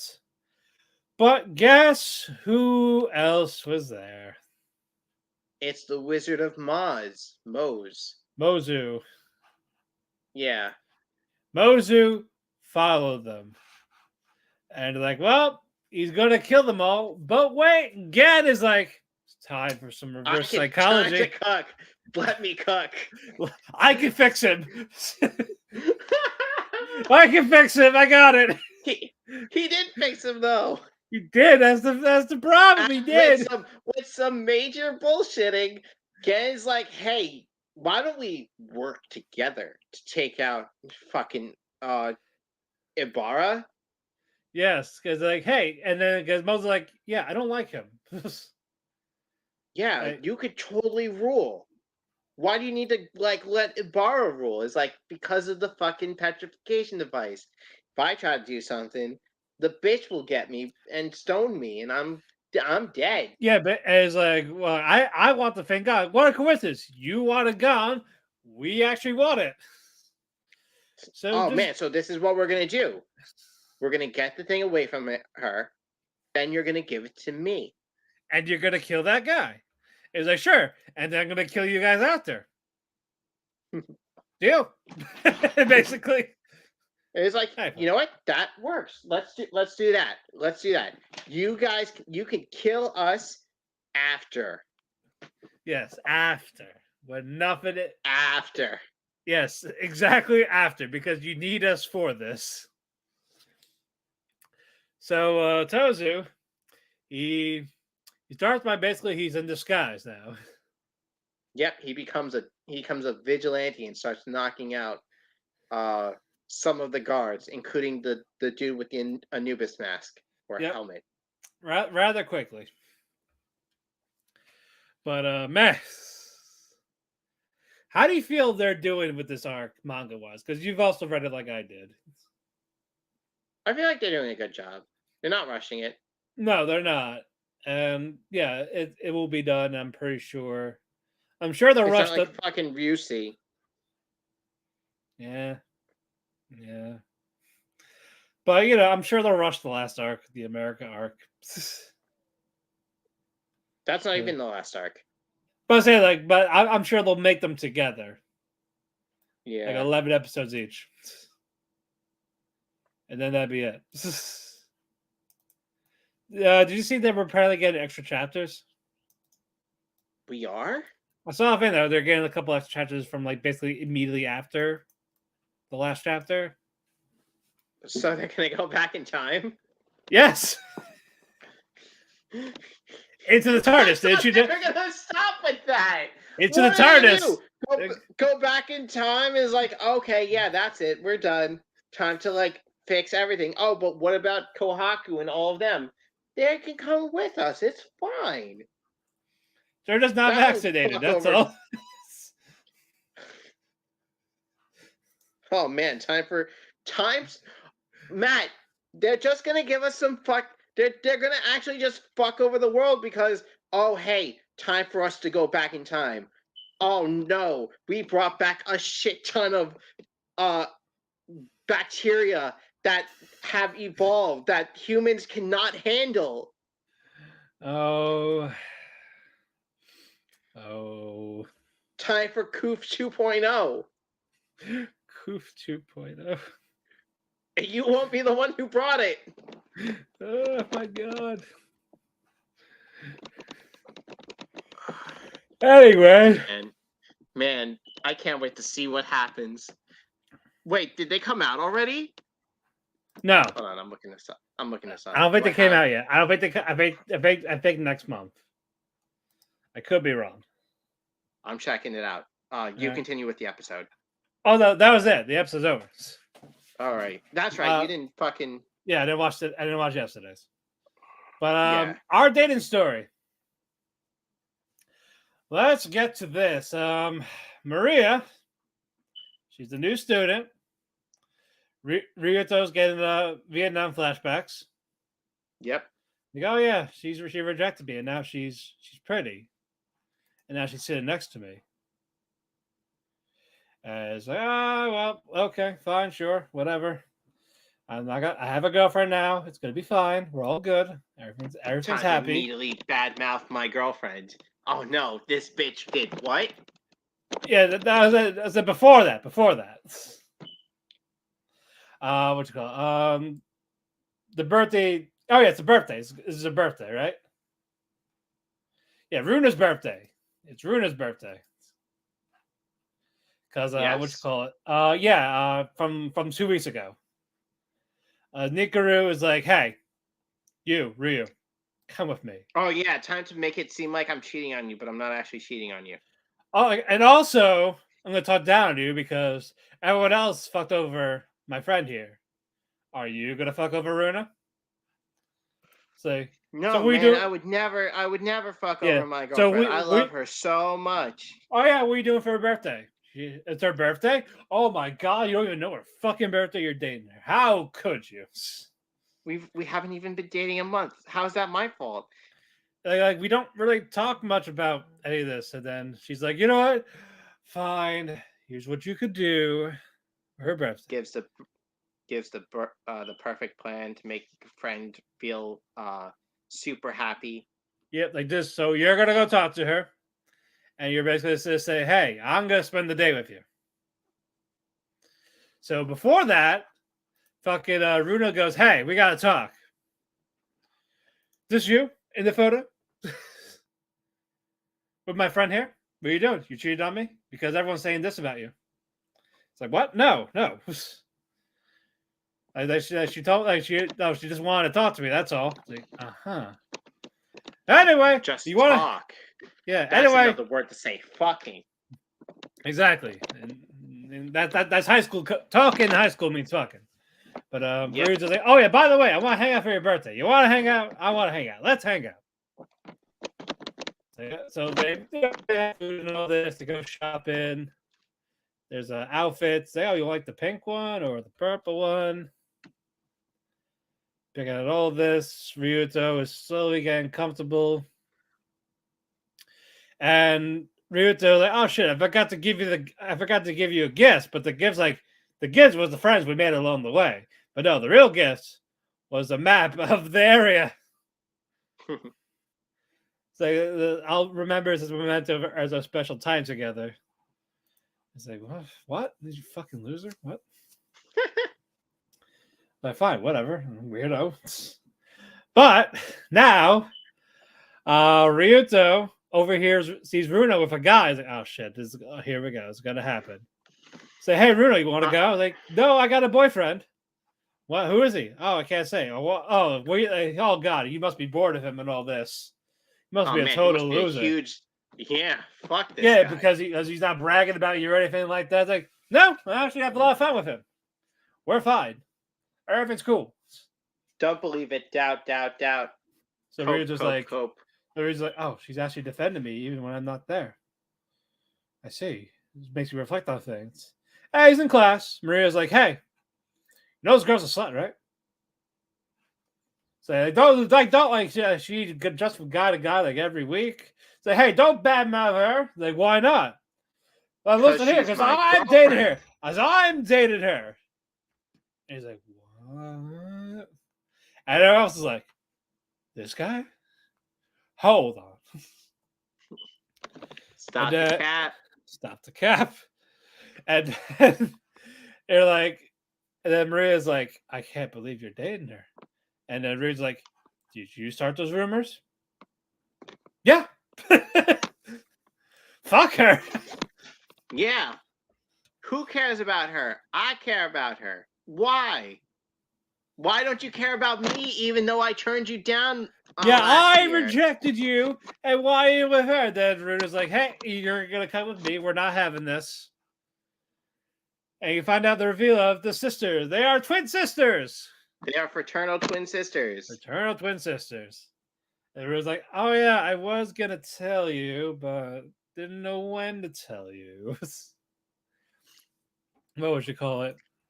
Keeping you in the family. Yeah, being the family and all. Basically, Maria's just jealous of Runa. You know, Runa's the prettier one, the popular one. You know, this is all Maria's fault. It's our own insecurities. Yep. Yeah, and then with fucking Ryuto, he talks to Maria's like, so, guys, I haven't kissed. How do you kiss? Like, what? This fucking guy. He's got to brag about not kissing his beautiful girlfriend. What a dick. And he's asking friends who never had a girlfriend either. That's a blow right there. Have I ever seen one? And it's just like, this is how you do it, kind of, I guess. And it's like, what the fuck? We gotta say the no homo though, right? No homo? No homo? No. They're gonna say it, so they're gonna keep going until someone says it. Oh no! And those guys are gonna marry each other. Oh no! But the meat of the matter with Ryuto. Well, first Ryuto tells her friend, like, "Oh yeah, we did the birthday thing. It didn't go. It wasn't exactly we had fun. She had fun. I forgot to get her a gift, but she got this, like, and she liked that. I was like, yeah. It's like, okay. Right, Hime? That's right, Hime. Good girl.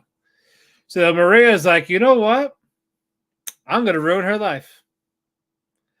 I'm going to date Ryu. I'm going to fuck over the guy I turned down. Just to make my sister miserable. I should have had him. He was mine. It should have been me. But, no, she doesn't really want him. Just so Runa doesn't have him. Yeah. So it's going to be fucking fake. And then she's going to break up with him after a week when Runa gets a new boyfriend. Exactly. This is an okay show, but we're finally going to get to meet the man with Maria as our antagonist of the series.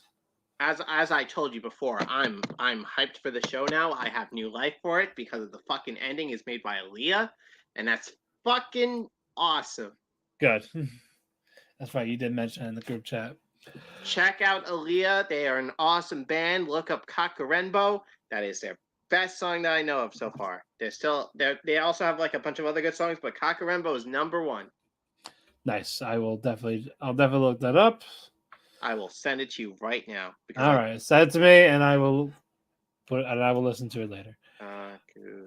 All right, let's go with Forbidden Deductions or Deranged Detective. Wait, you were watching that? Yes. Oh, okay, cool. I'm behind on this one. All right, I'm gonna skip it for next time. I'm gonna skip that.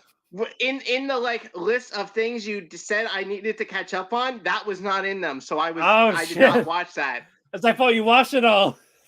No. Oh. I said I was 2 episodes behind. Oh, my bad. That's why I said to Ron, because it's Ron. Whatever. Oh, my bad. He may go down. Thank you. All right, let's move on then. Let's go with Evidence and Shadow. Yes. The king of gaslighting. The king of fucking watching everyone fuck around and finding out the hard way. I'll let you take this then. The debut of John Smith. Huh? No, yeah, we talked about the fight. Basically, we're talking about the debut of John Smith. Yes. Okay. So from our cliffhanger last episode, Shadow decides to meet the fox wolf chick. I forgot her name. Yukime? Yukime? The fox girl? Yeah, fox girl. Hold on, let me look her up. Whatever. They Yukime. You're right. It's Yukime. Yeah, okay. Yukime. They want to talk about a business. She wants to talk about a business proposition where she takes down Mitsuboshi and the marketing place of the World Capital or the World Capital. I forgot what it's called. For no reason at the moment. And he's like, "Do I want to take down my own people?" Huh. Now that I think about it, they have been making money. Yeah, Mitsuboshi. Mitsuboshi. Using my own ideas that I've stolen from my world. Yeah. And they even started bringing out paper bills. I can use this to fuck around with them. Yeah, sure. I'll join in, but I won't be Shadow. I'll be John Smith.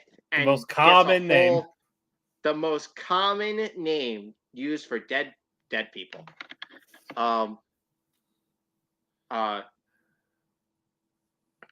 He then changes his whole attire.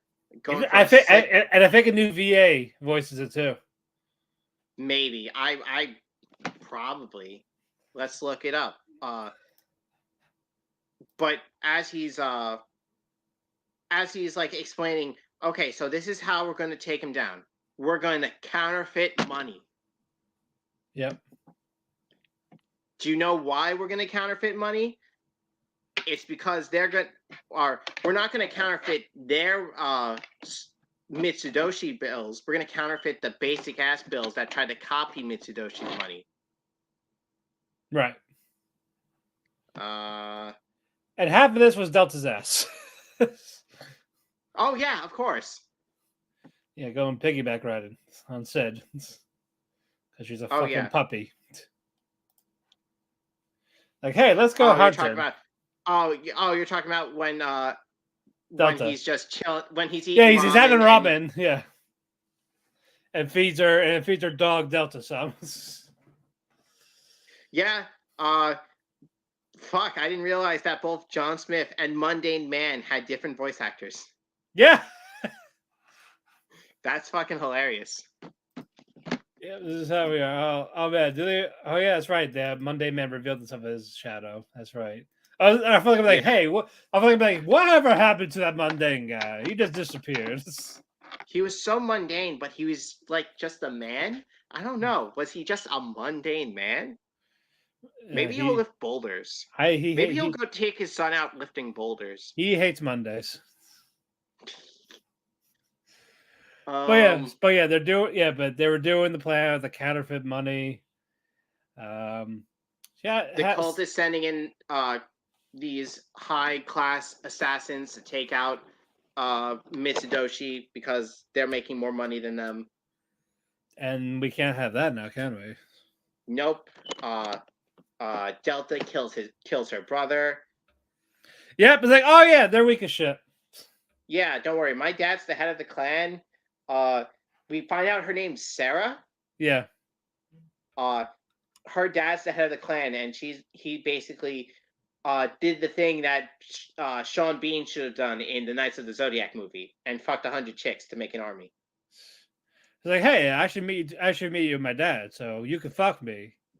And then I can give you kids. You could totally kill my dad, become the leader of the clan, and then fuck me till I have 100 of your kids. And then we'll have like the strongest clan ever. And he's like, no. I don't know which one I like more between her or the cat. Which one's the cat? I think it's Eta. Eta? Okay, yeah. Eta or Zeta. Etta. One of those two. Etta. Silver-haired cat girl who they. Oh, silver hair. I'm sorry. Hold on then. I think it's Zeta. You might be correct. Hold on. Let's see.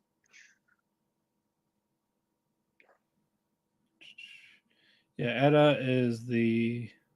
Yeah, Zeta is the beast, the cat girl. Oh, okay. Yep, I see her now. Yep. I think I might be more towards Delta. Oh shit! Everyone of them they actually have their names.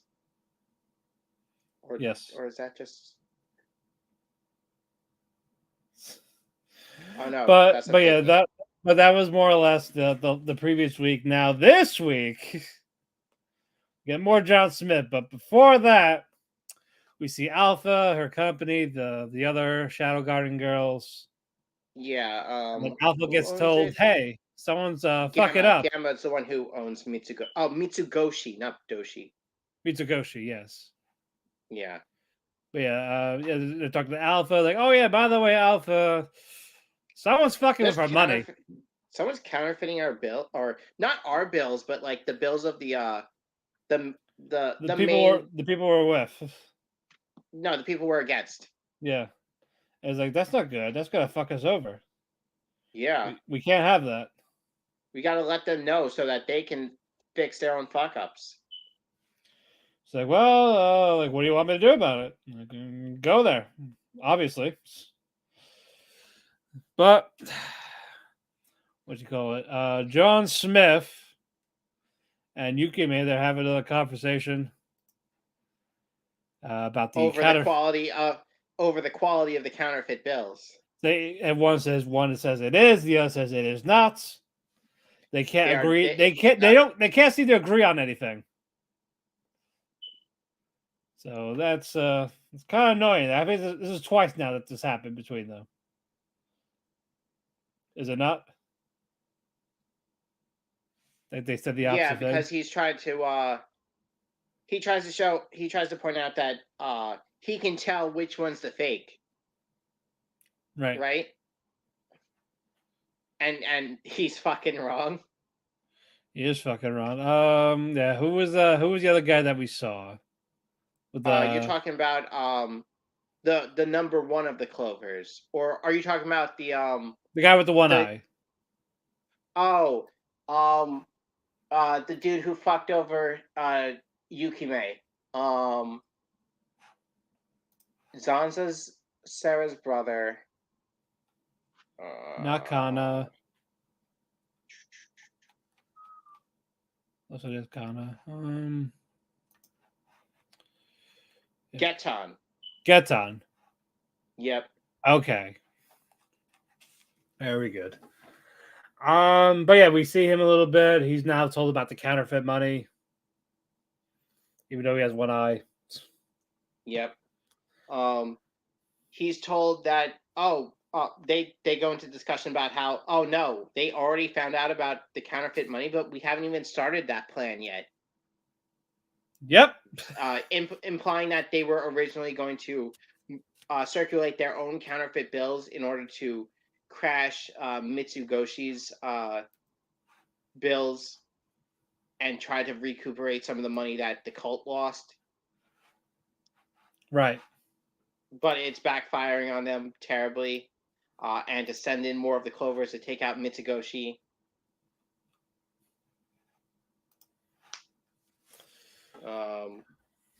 The first one shows up to Mitsugoshi and is met by Gamma, who Yeah.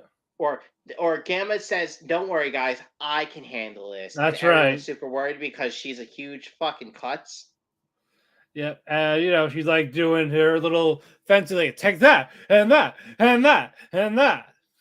And she slips. And then she has a good old flashback of Shadow explaining, "Hey, since your stats are just crazy stupid, so this is what you're gonna do.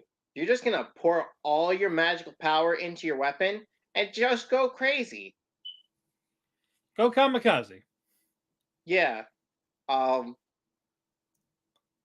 self-sacrificing. Most of the fight happens where Gamma's attacks are being evaded easily by the Clover member. But now she knows his fighting style.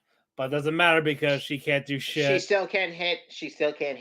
She trips on some debris, blaming it on him. Cleverly using the field against her. He realizes, oh, this is going to be a losing battle. I need to get the fuck out of here. He escapes through a hole in the wall, but Gamma trips again, throwing her sword at him, and it just barely nicks his neck, and he explodes. Yep, he exploded. And while all that is happening, we get to the train. Where the 665s, 666. They're out. They're going to the convoy. Stop the counterfeits from happening. Take them. They get there. There's no one on the train, and they get caught in fucking strings. Fucking string. Fucking strings. Fucking string. If you meet anyone who uses strings as a weapon, you're fucking dead. Just give up. Yep. And it turns out those strings belong to John Smith. And of course, there's a little fan service with the curves being popped out with the rope tied around them. Little tips sticking out. Sid is a man of culture. He is a man of culture. 666 is the old one that's like fighting back. But she fails to do so because she's still weak as shit. They all don't know. They all don't know it's Shadow. And then she's like, you know what? I'm gonna get rid of you guys now. Just makes them all get out. He eats them all out of the train. The train rides on. They're on the tracks. It's about to snow. They realize they can't do shit against him. Yeah. So they go back and report to Alpha. Yeah. While 666 Silk say, "Why am I so weak? So weak. But good fights. Sid is an asshole, but we knew this. Oh, yes. We knew this going in. I can't wait to hear him try to figure out plans on how to fix his Chunibyo of a sister. Oh, man, that's going to be fun. All right, let's go on to Spy Family. Last week's episode was mostly focused on Yuri and his job. Yep. And trying to find these spies and all this. And usually, it just ended with, actually going to Yuri's house. Saying, oh, there's that gremlin, Anya there. And like, why the fuck's Lloyd here? It's my sister. If anyone's got to have sex with my sister, it's gonna be me. That's what he's doing there. She would break him. He would like it. He would like it. But he doesn't shy away from his comedic moments. With how he is with Yuri. There's this focus solely on Yuri, and we get a little bit of a Bond minute type of episode of how what fucking Anya watches. But I think Bondman having a harem or like stopping a bomb. But Anya's she's a happy-go-lucky camper. Yep. And hold on, but again, that episode was just meh, but the actual one, the latest one, Oh man, are you ready to play Trump? that was the card game, right? Yep. Old maid Trump. But what you call it? You see, in the school, they're past the legend that once every so-called months, the head chef creates a magical pastry that will increase your intelligence tenfold. And this year was in the form of macaroons. Yes, I meant you would just kick those kids taking those macaroons. Fuck yeah. Fuck yeah. But what you call it? Fuck those kids. Exactly. But Anya's at a point where basically her grades are so bad they're getting to the point where they're actually gonna be separating classmates soon. And if she's away from Damien and Becky, the mission fails, and then Anya's back to the orphanage. Why doesn't she just cheat? Well, no one's thinking the answers. I'm sure she tries that. No, but they gotta think of like how to get to the answer. Like, fucking hell! I remember when we had to show work in high school. No one's showing work anymore. Not in this school. It's not that wouldn't be eleganto of these people. Fucking no. Can't she read the mind of the teacher given the exam? I don't think unless they're not in the room. They gotta be in the room to make sure that the students don't cheat. Yeah, she ain't gonna fool the headmaster. Because the headmaster's a teacher. Well, their teacher. Yeah. But so Anya needs her grades up. Otherwise she won't have her best friend and she'll lose Damien and the mission's over.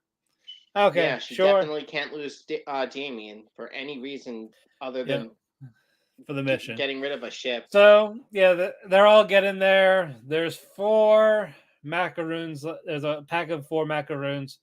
But that fucking kid that made everyone give him free shit because they thought he was going to be poor. What was his name? I don't fucking remember. I don't either. But anyway, George. Okay. Yeah, George had it, and they're like, "Hey, you owe me for this. You got me for that. Like, I will avenge the leaf." And they're like, fine. There's 4 of you. There's 5 of you and 4 of these. So you all need to decide who's having them. So basically, they play this card game. And the person who is in last place in general will not have the macaroon. Yep. So Becky gets one. But during all this, Anya's reading their minds. Like, oh, yeah, she's cheating. Yeah, she's cheating. She's going to win. But Anya's like, shit, that's right. I can't give away myself. Now I need to be stupid. Like normal. So I'm going to do this. So I'll half win. But yeah, Becky gets one. Damien's 2 people get one. And now it's down to Anya and Damien. And then it looked like Anya was going to lose as Damien was about to grab the card. But Anya gives the sad, pouty, boo-boo face. Damien's in a fluster. And he grabs the other card to make himself lose. And, of course, Anya gets the macaroon, but, she feels bad. She wants to share it with Damien. David's like, no, fuck you. I don't want it. You can have it. It's yours. It's fine. I don't need it. And then he gets the feels when she looks cute. Yep. And then she eats it. She goes Super Saiyan. Ryan, doing her homework, doing all this. She's writing all the tests. She's going down. All of a sudden, failed every single test. And she did well on the. She did well on ancient history, which is confusing as fuck. Because. Yeah, we're gonna get to that. Yeah, we're actually gonna get to that. Yeah. They're like poor score. They're like, jeez. Yeah. But Lloyd is looking at the tests. Is like, she's actually did fine. So what the fuck? Here's her fucking spelling and grammar. That's why they deducted points. she would have had a more tolerable grade, and they weren't great on spelling and grammar. So we got that cliffhanger there, and the cruise arc is we have one more part for Frankie. Frankie gets a little thing. Frankie gives Lloyd information on something else. Says like, you gotta help me out with this. But it was for a stray cat for a girl he likes that he wants to have sex with. So of all people, he asks Yor for help. Yep. For this lost kitty. This cat doesn't want to get caught. The cat's running around. Frankie is about to give up, but Yor goes into beast mode. The cat's scared of Yor. He's like, I got the kitty. So she gives to Frankie. Frankie gives to the girls. Oh man, me and my boyfriend are so happy now. And that broke his heart. He's like, it's okay. Let's wash the pain away. It's all right. Just wash it away. Yep. And then that was the end of that. The cruise arc is next week. Apparently, that's a big arc. Maybe 2 episodes. We'll see. These were okay. It was just mostly the Anya stuff was funny. Yeah. So, okay, then again, she should be because she's the main focus of the shows. Yeah. Also, the facial expressions are like spot on for people, especially when Anya got her test scores. Oh yeah. She got the Saitama okay look. Oh, that was great. All right, let's move on. Vexations of a shut-in vampire princess. Oh my god, this show's so good. Man, fuck Millicent. Millicent needs to, I don't know. Last week's was she was bullying Kamari. Like, oh yeah, you don't remember me? I remember you. You ruined my life 3 years ago. You son of a bitch. So I'm gonna go kill you right now in this party. But I don't even know you. I know you, you motherfucker. That's what matters. Eventually, they Karen chased Millicent away, made a retreat. Villahayes goes to Kamari. She comforts her in the bedroom, but Villahayes gets stabbed in the gut in the back. She's bleeding out. Like, oh, don't worry, I didn't kill her. I ain't gonna kill her. But you, I want you. I'm gonna take your maid, the one that who's in love with you. So if you don't come here at this time by midnight, I'm killing her. And come alone. And it's like Komari doesn't know what to do. It's like, she's a no good for nothing maid. I don't need her. I don't know why she cares about me this much. I don't give a fuck. Then she eventually reads the letter. And it talks about why Villahayes does love Kamari. It's because Millicent is a raging bitch. She bullied Villahayes first, and Kamari helped her. So now she took the abuse. Mm-hmm. And didn't complain. One day she snapped. Yep, she went berserk. And killed her so bad that she woke up like 3 days later. Yep. She got better. She got better from death. No, she didn't. No, she got more crazy. She went. That doesn't mean she's better. But she woke up. She woke up. Don't worry. Cap can fix her. I can fix her. But what you call it? I'm disappointed no one asked about the guys say when guys say they can fix her to the picture I sent before. Oh, with the Korean? Do you even know who that was? I know. I think you mentioned it before. I never mentioned it before. That's the first time I shared that picture. I mean a while ago. Maybe. I don't. Well, quick contest then. Okay. So if you didn't know, fucking Kim Jong-un has a hotter, crazier younger sister. Oh yes, we did mention the group like for like sometime last year. Oh, we did. Fuck, I don't remember Yeah, that. we have someone brought her up. Well, yeah, that's who that What was. what else? Did she do it? Did she do anything new that made you No, bring her? nope. That was I just saw it as like, oh man, that's hilarious. Time to let's just post Yeah, this. I gotta look at the group chat, but I know we talked. It was briefly mentioned about her. Okay. Well, yeah, that's who that was. Okay. Yeah, I mean, yeah, someone can fix her. Someone can fix her. Somebody, but we know. Yeah, with maybe a fucking like a 44 caliber. Maybe. But Johan is telling Mel, say, hey, it's going too far. I didn't agree to kill. Fuck I not the maid who's crucified in this church, but so Mel says, like, you know what, I'm gonna kill you now because you don't shut up. Fuck you. Yeah. But Kamari actually shows up. Then we get to the latest episode. We get more background on Millicent's life. Like she was like perfect and all this. She was groomed for success and everything. Don't be weak. But she always came second fiddle to Kamari. Yes, because like, why can't you be good as Kamari? You'll never be as good as Kamari. You can't even use your cord implosion, which is a new fucking thing we're just learning about. yeah. So but yeah, that basically she's good at everything else except for core implosion. It's like, well, you gotta be like, like have some type of emotions like this. So you mean that could be a raging bitch? Like, I mean, you could try it. Might work. You could try to be a raising bitch. You could try it. That doesn't mean you should. But it's an idea. Hints. So she talk, and we find out why she bullies Bill Hayes. Is like, hey, you predict futures and all this. Tell me That's mine. what your cord explosion or implosion is, right? Yeah. Suck my blood, or give me your blood. But then take my blood and tell me what you see. And it's like not good type of thing. It's like, you know what? Fuck you. I didn't ask for your help. I didn't ask for you. And then as she's about to kill her, that's why Kamari saved her. It's like, well, I'm gonna ruin you.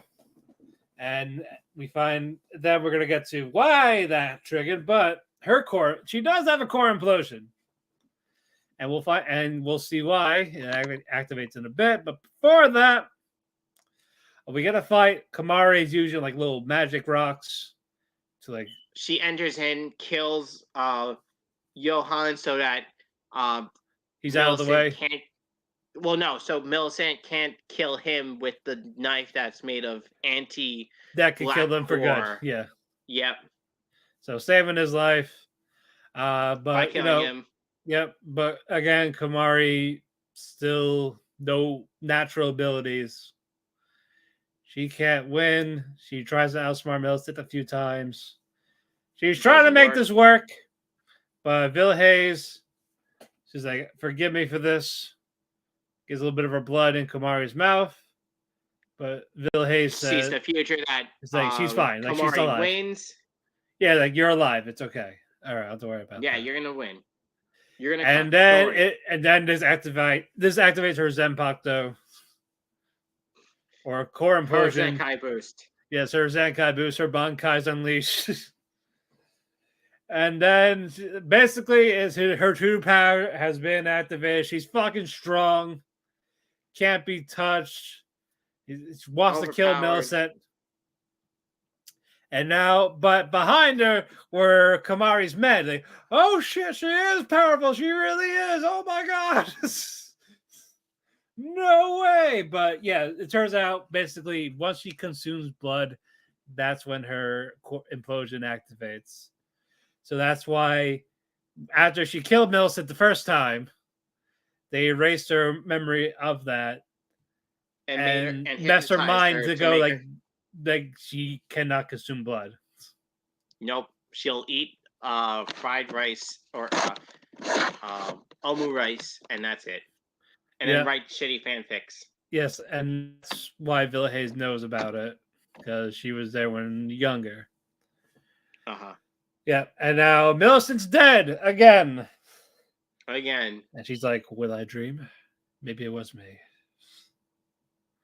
Then next day, Kamari wakes up. Villa Hayes is alive. Doesn't remember a thing. Yep. Keeps it that way. And then, Villahase is flirting a little bit. And Tries to Kamari's fuck her. like, I'm gonna, like, I need you around. I want you around, like, the rest of my life. You're stuck with me. And all this shit. Is like, are you proposing to me? Did we just have a proposal? A gay Yep. proposal on national anime TV? And Time for Twitter to get mad. yeah, time for Twitter to get mad. And what you call it? Komari gets full. It's like, no, it's not what happened. It's not what I did. Shut up. Just my bitch. But these last two episodes are great. Yeah. And fuck Millicent. Oh yeah. Time for someone even worse to show up. Is that really? Like the Saimoji family. Or Saimori family. Oh yeah. Oh man, that's gonna be fun. All right, moving on. Jujutsu Kaisen. Oh man. We get to, Yuji's knocked out. We knew that. Then we get to Nanami, Maki, and Megumi. And hold on. I'm missing the guy. Who's that other guy? You mean Zenin? The older guy, yeah. Yeah, Mr. Frames per second guy. Yes, Mr. Frames per second guy. Yep. Zenin, yep. They basically found this the next curse god, these Kraken Nakafulu. You mean the crab? Yeah, crab. Dagon. Yep. So they go there. The domain expansion happens. They're at a beach. Dagon is basically kicking their ass except for the old man. Not even Anime is doing much. Megumin's Megumin.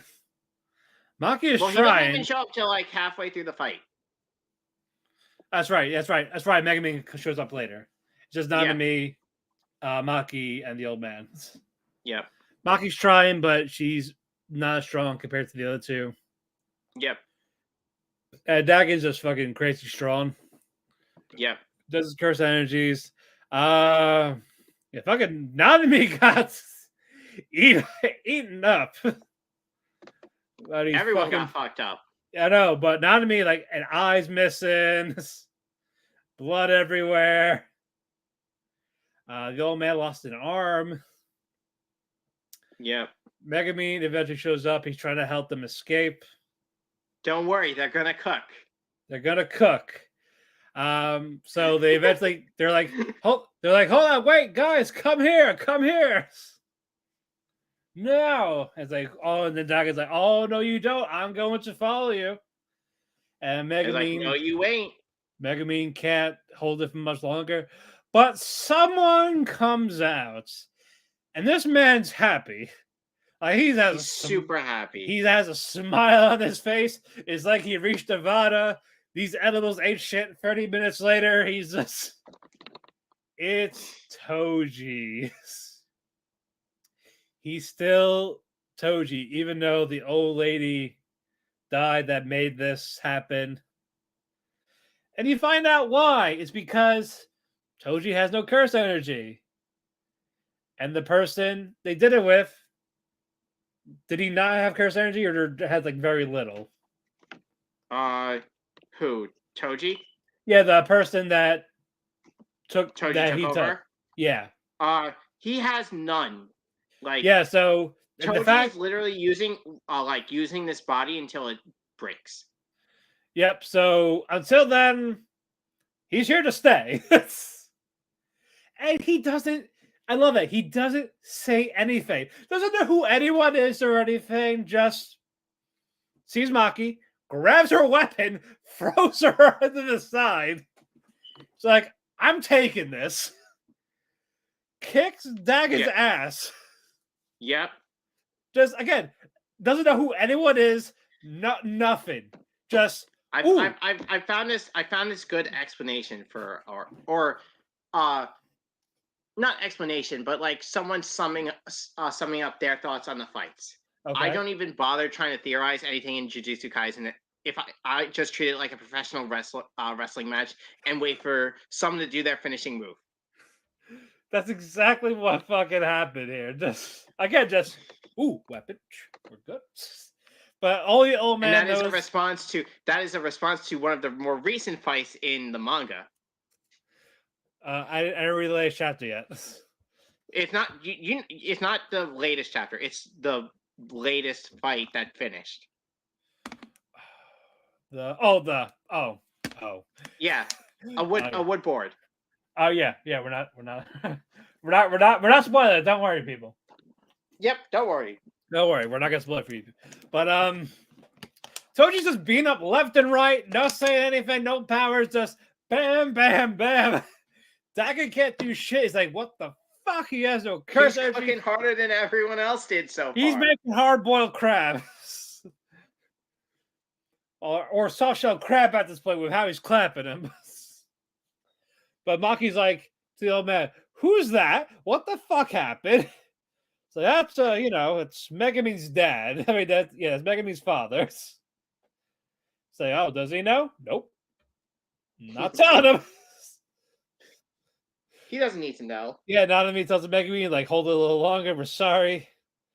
Toji just sharpens the weapons. No longer a blunt object. He's gonna stab. It's just two stakes. Two stakes. Kills Dagon. The domain expansion's over. There's a stare down. And all of a sudden, Megumin just closes his eyes for a second. And he's outside. It's like, what happened? It's like, what happened? Why am I here? Who did that? No, it was Toji. Toji got him outside. That was the payment for killing Dagon. Nanami, Maki, and the man, they were trying to find him. But time for some cooking. Time for some real cooking. You smell what Jogo's cooking. Jogo just all of a sudden, 1 down, 2 down, 3 down.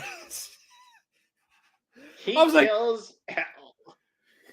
He burns Nanami's upper half. He just knocks out Maki. And just burns the old man alive. Like, yep, we're good here.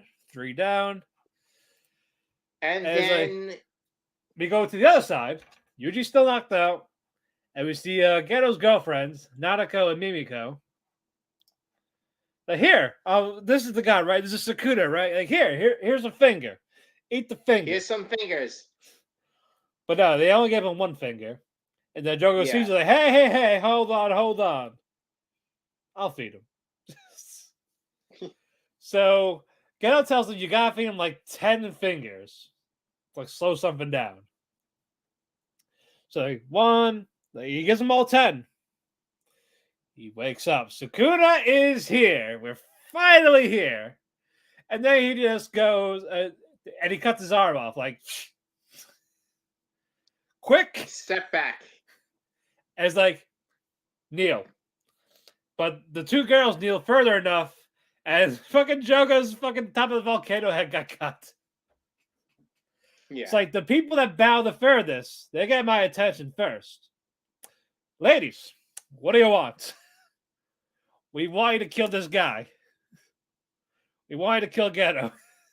You want me to kill someone? You want me to kill someone? They talk about why basically we know Geto's dead. We don't forgive Gojo, but we get why he did it. But the man that took over his body, that's not him. We want him dead. We know you can do it. This is why we're here. And you want me to kill someone? And he's like, rise up. No, he's like, rise up. Kills the other guy. Like, you think I'm gonna kill someone for 1 finger? You gave me 1 finger. And you think I'm gonna do it for that? And then kills the other girl, grabs the phone, and cracks it. And he looks at him. He's like, "What do you want, Jogo?" And he's like, "I want nothing." He's like, nothing. Basically, we wanted you resurrected fully. You have 15 fingers in you. Basically, form a pact with Yuji. If you do this, the rest of the fingers, you'll have that body. Take over everything. We make it for the cursed spirits. And he's like, Nah. I got my own plan. Like, but this is what I'll do. If you can hit me once, I will join you. Not only that, the first thing I'll do is I'll kill every human here. You just gotta hit me once. Then Joe was like, "You true to your word?" That was, and I then should slap you for fucking trying to disrespect me. Of course I am. oh yeah, and then we get roll credits. And it's just like, oh man, I can't wait for this. I feel bad for Jogo. First Gojo, and now Sakuna. We don't see him, we don't see him go out. Yeah, he cooked 3 people easily. He does a touch. And now he's got a job. Oh my god. It's not a good day for him. As well, it's not a good life for him. Don't worry. He won't have to worry about that in like 20 minutes. No, yeah, next episode. No, it's gonna be fun. It's gonna be a lot of fun. Yeah. But hold on, let's see how many more we got. 1, 2, 3, 4. 4 more. 4 And more. We're almost hitting the 3-hour mark. Well, 3.5 is the cutoff. We'll go quick. 100 girlfriends. This focuses on Shizuka. Yeah, we get to meet Quiet Book Girl Lolly. We meet Quiet Girl. Rentaro is talking to Shizuka, and we got the interaction, and we find out Shizuka, she's a sweetheart, first of all, and she does not talk at all, but she communicates. She's quirky and relatable. She's quirky and relatable. She communicates through her book. She communicates using her phone through lines of a story. Yeah, not the phone yet. But no, she goes to a certain page. This to have a conversation. And then Renter is like, "Can I borrow your book?" He's like, "Yeah, sure." And she's like, "Okay, I can talk for this book, I guess." And then we get Shizuka's life. Basically, she's always been mocked, made fun of. Whether it's like her feelings, the fact she can't talk, even her own mother. This fucking badmouths this poor girl. And that's why, and then eventually as she's walking, she sees Rentaro with the 2 girls, Karane and Hikari. And he's like, "Oh, I see. He has a girlfriend. Why can't you be normal?" I don't know. When he said passages in the book. Yeah, and Rentaro is, he's tired as fuck. We don't know why. But then we eventually find out, he finds Shizuka again. And it's like, "I actually have something for you." He was tired because he spent days making this app for her. For when she could just touch, like, basically writing down everything in a book. And then basically typing it. Making it. So the whole book is on her phone. And if she touches certain things, she can voice the text. Yes. And I thought that was the sweetest thing. Like, that's adorable. That is adorable as fuck. Yeah. So Retro gets points for that. And then this makes Shizuka cry of happiness. And then Retro's like, "I want to date you." And then of course she goes to the other 2 girls. Karai's like, "Did your fucking brain rot?" "Did your brain rot?" Then you see Hikari cry, and he's like, "Oh no, she's crying." Like you love someone else, and you have the grace to not break up with us. Just to tell us you're a true gentleman and a scholar. Then Rentaro promised, like, "I promise to love all 3 of you just the same way." That was that episode, and the next one is a Rentaro trying to make all 3 of them communicate. Yeah. So they play some games. Well, first they talk about kissing because the 2 girls kissed him. Shizuka didn't do it yet. She's nervous. She's the newest one on the pecking order. Yep. she's like nervous to kiss. She fixes like more like like marriage or stuff like that. Then Renzo's like, you know what? I'm not gonna kiss you till you're ready. Then I'm not gonna force it. It's like, Yeah. God damn, he's a gentleman.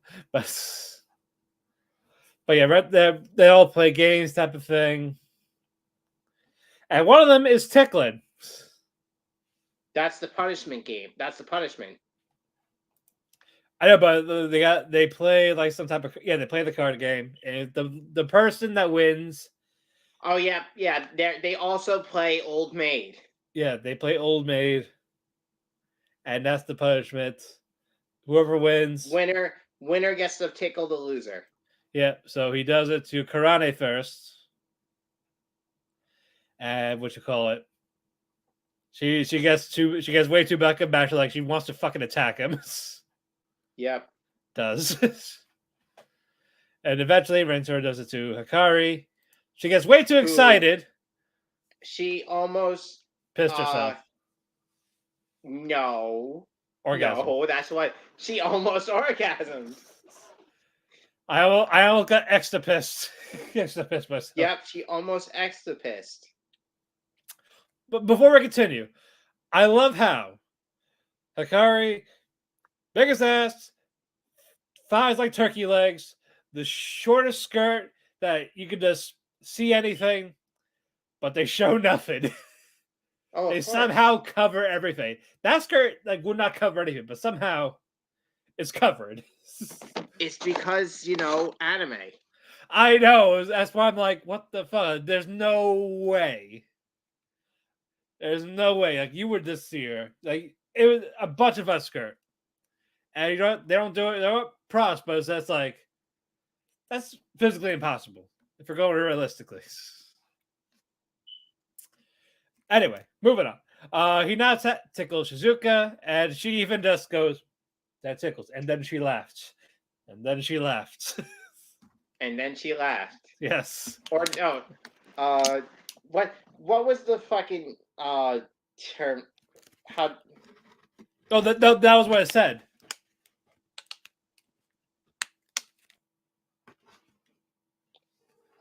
Like she wouldn't even laugh being tickled. Yeah. She clicked on the thing and it said. Yeah, and then she laughed with delight or something like that. And now Shizuka, it's her turn to tickle Rantaro. And she's just poking. She's just poking him. And Rentaro is just laughing. Yeah. And then Karane is pissed off at this. Before Rentaro's like, I'm going to be right back. I'm going to go to the bathroom. And then Karane's like, what the fuck you doing? You're holding back. Why are you holding back? I guess it insult to Rentaro. Like, you're a girlfriend too. So why are you doing this? Like, why aren't you doing anything? Do you even give a shit about him? And then, eventually Shizuka, she's like, opens up. She really feels. She's like crying. And she won their hearts. Like, they're like, oh, I'm sorry I did this. Like hearts, doki doki, they're blushing for her. Yeah. Rentaro comes back, and then Shizuku's like, actually, I'm not going to tickle you. I want to kiss you. And first, kisses her, kisses Hikari next, then Karane. They're all like starstruck. Anything else happened after that kiss, or is that it? He explains how he feels about the three girls, like what he likes about them. How much he pays attention to them, like any little things. And then the other two girls asked to kiss him, and then and then he kissed them all one at a time. They're like their minds frozen, like they had the best fan of their life. Yeah. So good shit. Moving on, Tokyo Avengers. Man, you were not happy for a little bit. That the ending of the latest episode is like, why can't he like be a little more smarter? Why can't anyone like show intelligence in that fucking show? Like seriously. Yeah, fucking Pike, you understand. I wish I could tell you. But what you call it? Muto has Takemichi and the two guys from Black Inupi Dragon. and Coco. Yep. They had them all tied up.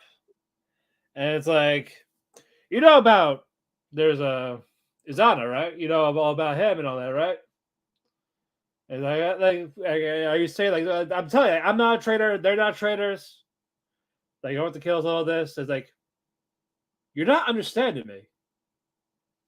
And then Inupi is like, yes.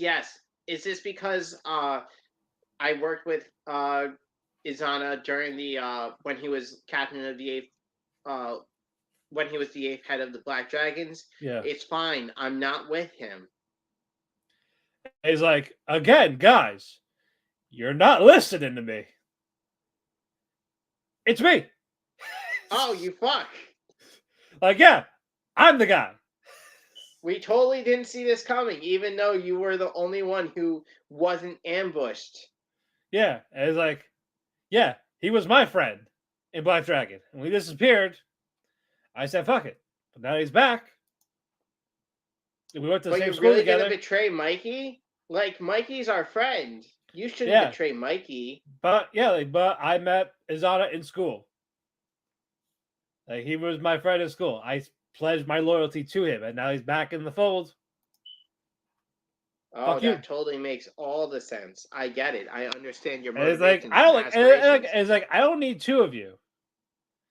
I need Kokoni. Why? Yeah. Why do you need Coco? Because he's smart. Because he's good with money. Oh, that makes total. That makes all the sense. I get it. Like, we're done with the biker shit. We're gonna be an actual organized crime. This is it. Well, you know what? As the main character, I cannot let you do that. I will not let you take my friend to be an organized criminal with you. Not for any reason that may change the future at all, but because he's my friend, and I'm gonna stop you head on. And he gets his ass kicked very quick. And the other guy, I don't think you heard me. I'm going to attack you head on. And then he goes again and gets his ass kicked. Yeah. And then Inupi's like, you know what? I'm not going to let you take Coco. I'm also going to attack you head on. And then they start getting their asses kicked. And then Coco's like, fine, fuck it. I'll join you. Just leave them alone. Oh, okay, cool. You guys can go. I'm going to throw you in the trash. They get thrown in the trash.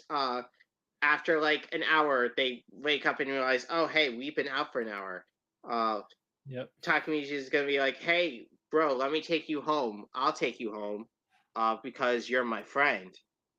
Even though we were enemies, you're my friend. He's in the first division with him in Toman, so basically it's he says, I thought you were scumbags because you guys were with Black Dragon, but now that I realize that you guys aren't scumbags, you guys are my friends, and I'm not going to let anything happen to you. So we're going to rescue Coco. And then he's like, actually, I want you to be the no homo. Yes, Takemichi, we need you to be the 11th leader of Black Dragon. Why me? I'm just like, I joined. Who can't fight. I can't fight. What do you want me to lead? I can't fight my way out of a paper bag. You saw me get my ass kicked, even though I had my hands tied behind my back. You literally saw me get my ass handed to me. Like, no, hear me out. This is why I want you to do it, because don't you see, Chris? Don't you see? Mikey, I don't see. I love the group when Mikey's brother was leading it. I wanted to join Black Dragon around that time. I was so dead set on it. But when I was on it, Izana was the leader. It wasn't the same Black Dragon. I would always hear these memories from when he was around. Like, it was just them hanging out, doing these crazy stories. Something they could look back on, have a drink, have a laugh. That was the life I wanted with them. I couldn't get it. But you can be that. Do that. This is why I want you to be the leader. And he's like, well, you twisted my arm. I'll Man, do it. I don't see any reason why I shouldn't just like laugh in your face for this stupid idea, but let's do it. So that's what happens. And then Inane is like, he goes to Mikey saying, hey. Well, this is a flashback. Yeah. He's like, hey, I want him. He goes back. I want Takemichi to be the leader, the 11th head of the Black Dragon, because he reminds me of your brother. He's like, no. No, I found man, him. That's my dude. He's mine. I found him. First. I picked him. I call dibs. And unless Mikey says he really wants to do it, then you can't take away my dibs. Yep, he's like, Baka. But now we get to Takemichi. It's not because I like him or anything. Exactly. Stupid. But what'd you call it? Takemichi, the others, they go to Mikey and Draken. They tell him what happened. Like, oh, so this guy, your special hit squad is a traitor. Yep. And he's like, shit. I guess we gotta fight him. Yep, we gotta fight him. By the way, like, Mikey, you're not planning on like becoming the 11th head of the Black Dragon, right? He's like, oh yeah, that's happening. Fuck. And it's like, I don't like him, Baka. Yeah. And it's just like, all right, so when are they going to attack? Like, well, if he's around, tomorrow is the anniversary of when Black Dragon was formed. He was going to want to do that as a special day. So that's when he'll do it, tomorrow. It's like, all right, tomorrow. The anniversary of the Dragon. formation. Yep. And on the other end, we see fucking, what's that guy's name? Kaka-chan. Going to Izani and Kisaki's like, I ain't doing this. What the fuck are you doing? Who says we could do murder? I was like, oh, someone's getting murdered. Someone's getting murdered. Someone is getting murdered. And then we get to the next day. We get flashbacks with Emma, the family. Her getting separated from Izana. Then meeting with Shinichiro and Mikey. And how Mikey wants to be called Mikey. And his friend, Mikey fucking his and his eternal rival guy. I don't even know who his I forgot his name. Making fun of Emma for her name sounding foreign. Yep. So Mikey's like, I'm gonna be Mikey now. Just so we don't make her feel that she's not alone in this shit. I thought that was cute. Yeah, that was nice. Yeah, I give it a flashback with, like Mikey, the brother, Emma, Draken. They're all having fun. Yep. Unfortunately, it's the anniversary date of the formation of Black Dragon. And so because of this, Inupi goes to show off the new head of the Black Dragon to the Shinichiro's grave. And guess who shows up just in time to question this stupid ass idea? Izana shows up. He's like, hey, who are you? This is Izana. He's the asshole we're gonna be fighting. And then Mikey's like, oh yeah, I talked to you. So we missed something. When Mikey was like telling everyone, hey, we're gonna be fighting we're gonna be fighting Izana and his gang tomorrow. We're fighting Tenjuku tomorrow. Yes. What's his face? Blue-haired guy. Yeah, 2 people are hospitalized. Hawkeye shouts out that silver-haired dude and Smiley were hospitalized. They were hit by bikes. Yeah, Mitsuya and then beat down Smiley. Yeah, Mitsuya and Nahoya. They're out. Yeah. Yep, they got hit by bikes and then attacked with steel pipes. And let's actually fight dirty. Like, why? Let's not be fair. We have honor. Yeah, delinquents have honor. And then Hawkeye, you're getting benched to make sure Mitsuya and Smiley don't fucking get themselves killed. It's like, well, you tattled, so you're gonna go protect them. Yep. Yeah, and then we get to the gravesite. Mikey's talking to Izana, and while that's happening, Takemichi's talking to Emma. Yep. And he's like, why do boys have to fight? I don't get it. Look at this, They're like, stupid. yeah, Boys like, are stupid. they are. It's like, look at this, like, talking out and all this. Like, I don't want this to happen. But that's just how they are, unfortunately. Oh, hey, Takemichi, you want a drink? Yeah, let's go get a drink. And then you hear the vroom. And then Takemichi has the brilliance to remember, hey, fucking Mikey got really depressed in the future. Where was Emma? What happened to Emma? I wonder what could have possibly happened to Emma. Yeah, and then he sees a bike at the end of the road with a steel pipe. He's like, huh, they're going to come at me and hit me with the bike. Not Emma, who's not in the future. Let's cower down and defend myself while the fucking girl gets fucking brained with a steel pipe. Yep. Yeah, it was Kisaki. And instead of it was Kisaki. Yep, being an asshole. Yeah, he tells Izana, like, I'll handle it. You don't have to worry about it. You don't need that emotional support. Yep, you go comfort Mikey. I'll be the bad guy in this. I got you, bro. This is how my Toman's gonna be. This is so stupid because if he's the one who killed Emma, why is he still alive in the future? Wouldn't he be like the one that Mikey kills first? I think he manipulates. That's the thing. In this, I think before, like, he didn't. No one told Mikey who did it. It was just a random drive-by. This time, Takemichi tells Mikey that it was him. Okay. So if he didn't do that, it would have been seen as a random hit and run. That's the issue. It's still dumb, especially because, like, why did they need to fake their deaths then?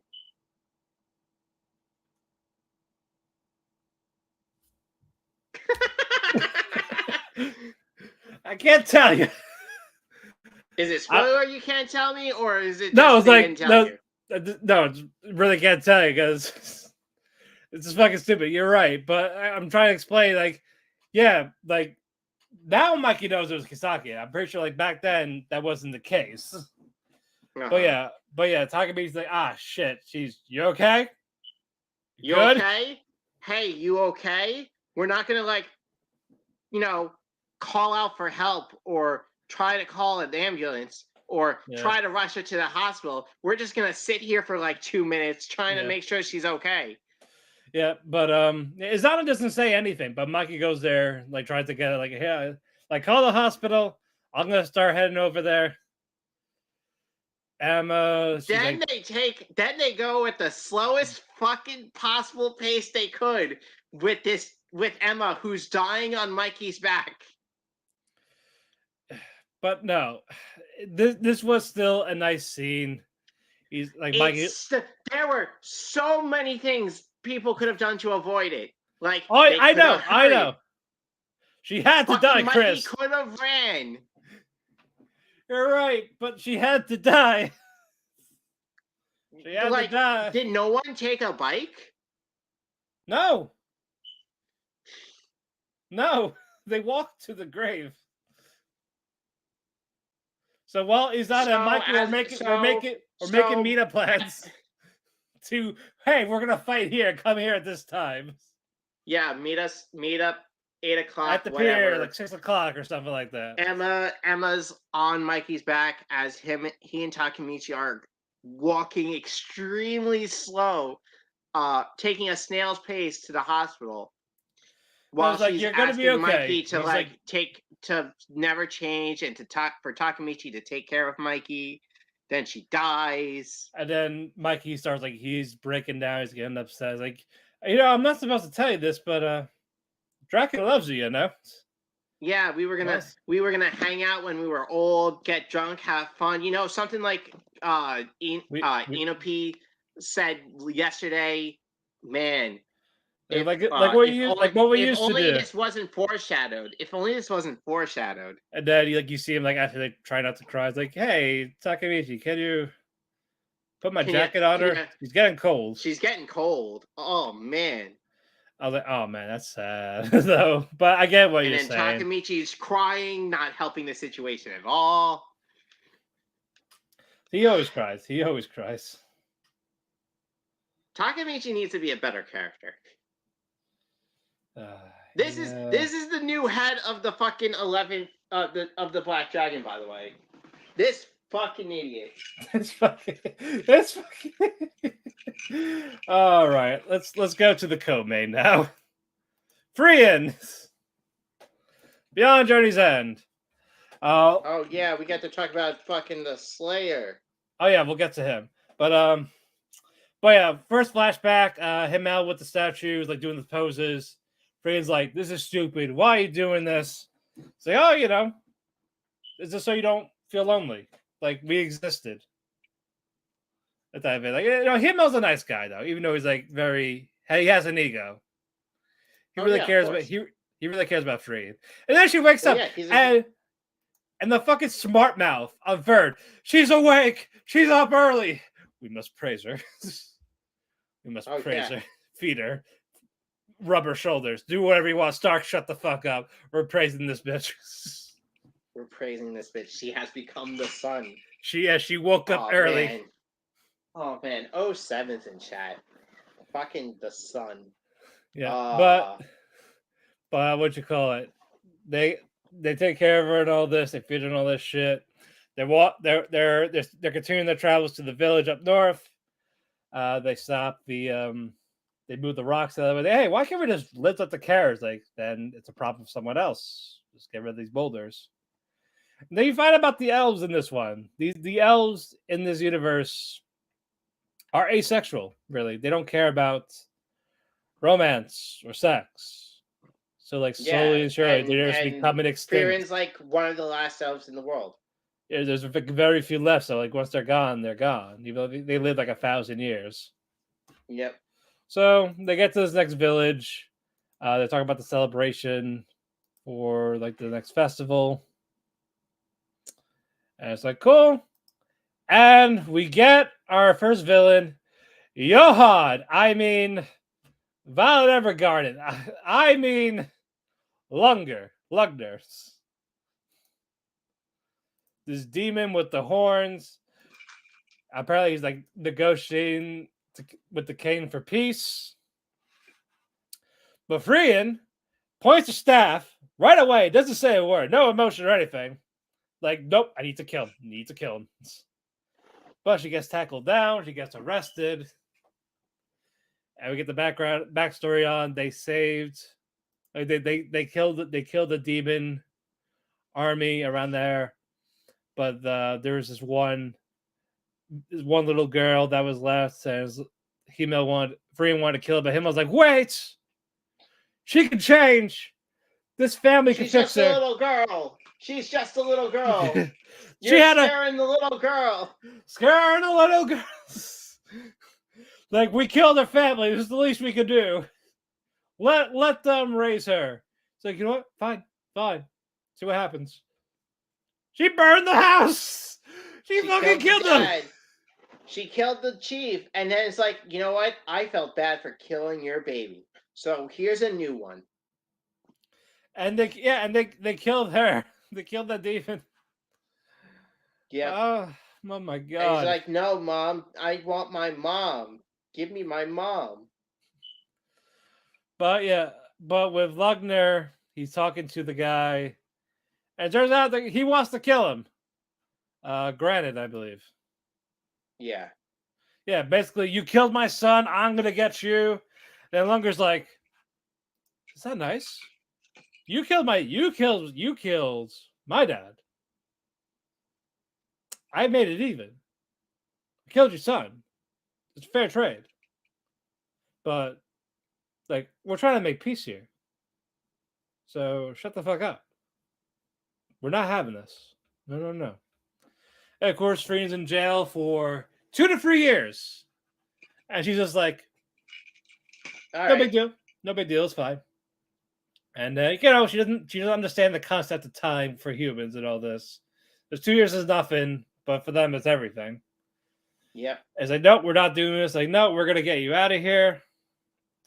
A negotiator comes in for them. Is like, oh yeah, I'm here for this. So he's like, Drat, that's his name. So I'm gonna do this. He's like, I'm strong. How strong are you? I'm stronger than your boss. And then Frieren, she somehow escapes and kills Drat. How could she? She killed someone who was trying to kill her. I know, it was like, violent motherfucker. So, yeah, so she's like sneaking around the village because, she's supposed to be in jail. I think it's just a city, not City, a yeah. village. Well, the city, but still. Well, it's small. It's fast light, so. But yeah, eventually Fern and Stark meet her. They talk about this is what we're gonna do, type of thing. There's a certain demon, Aurora, I believe that. Yep, she's one of the like 7 stages of destruction. Yep. Yep. So I was like, basically kill the lolly, Aurora the guillotine, and this is basically over. And while that's going on, Granite gets Johan, longer, back to the room to try to kill him. Fuck negotiations. Like, well, what a pity. Gotta kill you. Doesn't kill him, thankfully. Stark gets there to try to save him. And they see a giant blast through the window. It's Fern. Fern has a stare down with the other demon, Linny. They're like shoots him with Zoltrak. Yeah, and then Lugner's like, don't do anything. Why is she familiar? I've seen this before. We'll leave. We're gonna leave. Fern. We'll let you cook. No. Yeah, Fern retreats with Stark, and he's like, the guy. Yeah, he's like, I remember now. There was this one elf, Frieren, the Slayer. And you see like this medicine look on her face, but she's at where the guillotine is. These last 2 episodes are just fucking great. I love this show. I love how it's paced. And again, characters are great. And I cannot wait to watch today's episode. I'm going to watch that tomorrow for sure. What did you think, Chris?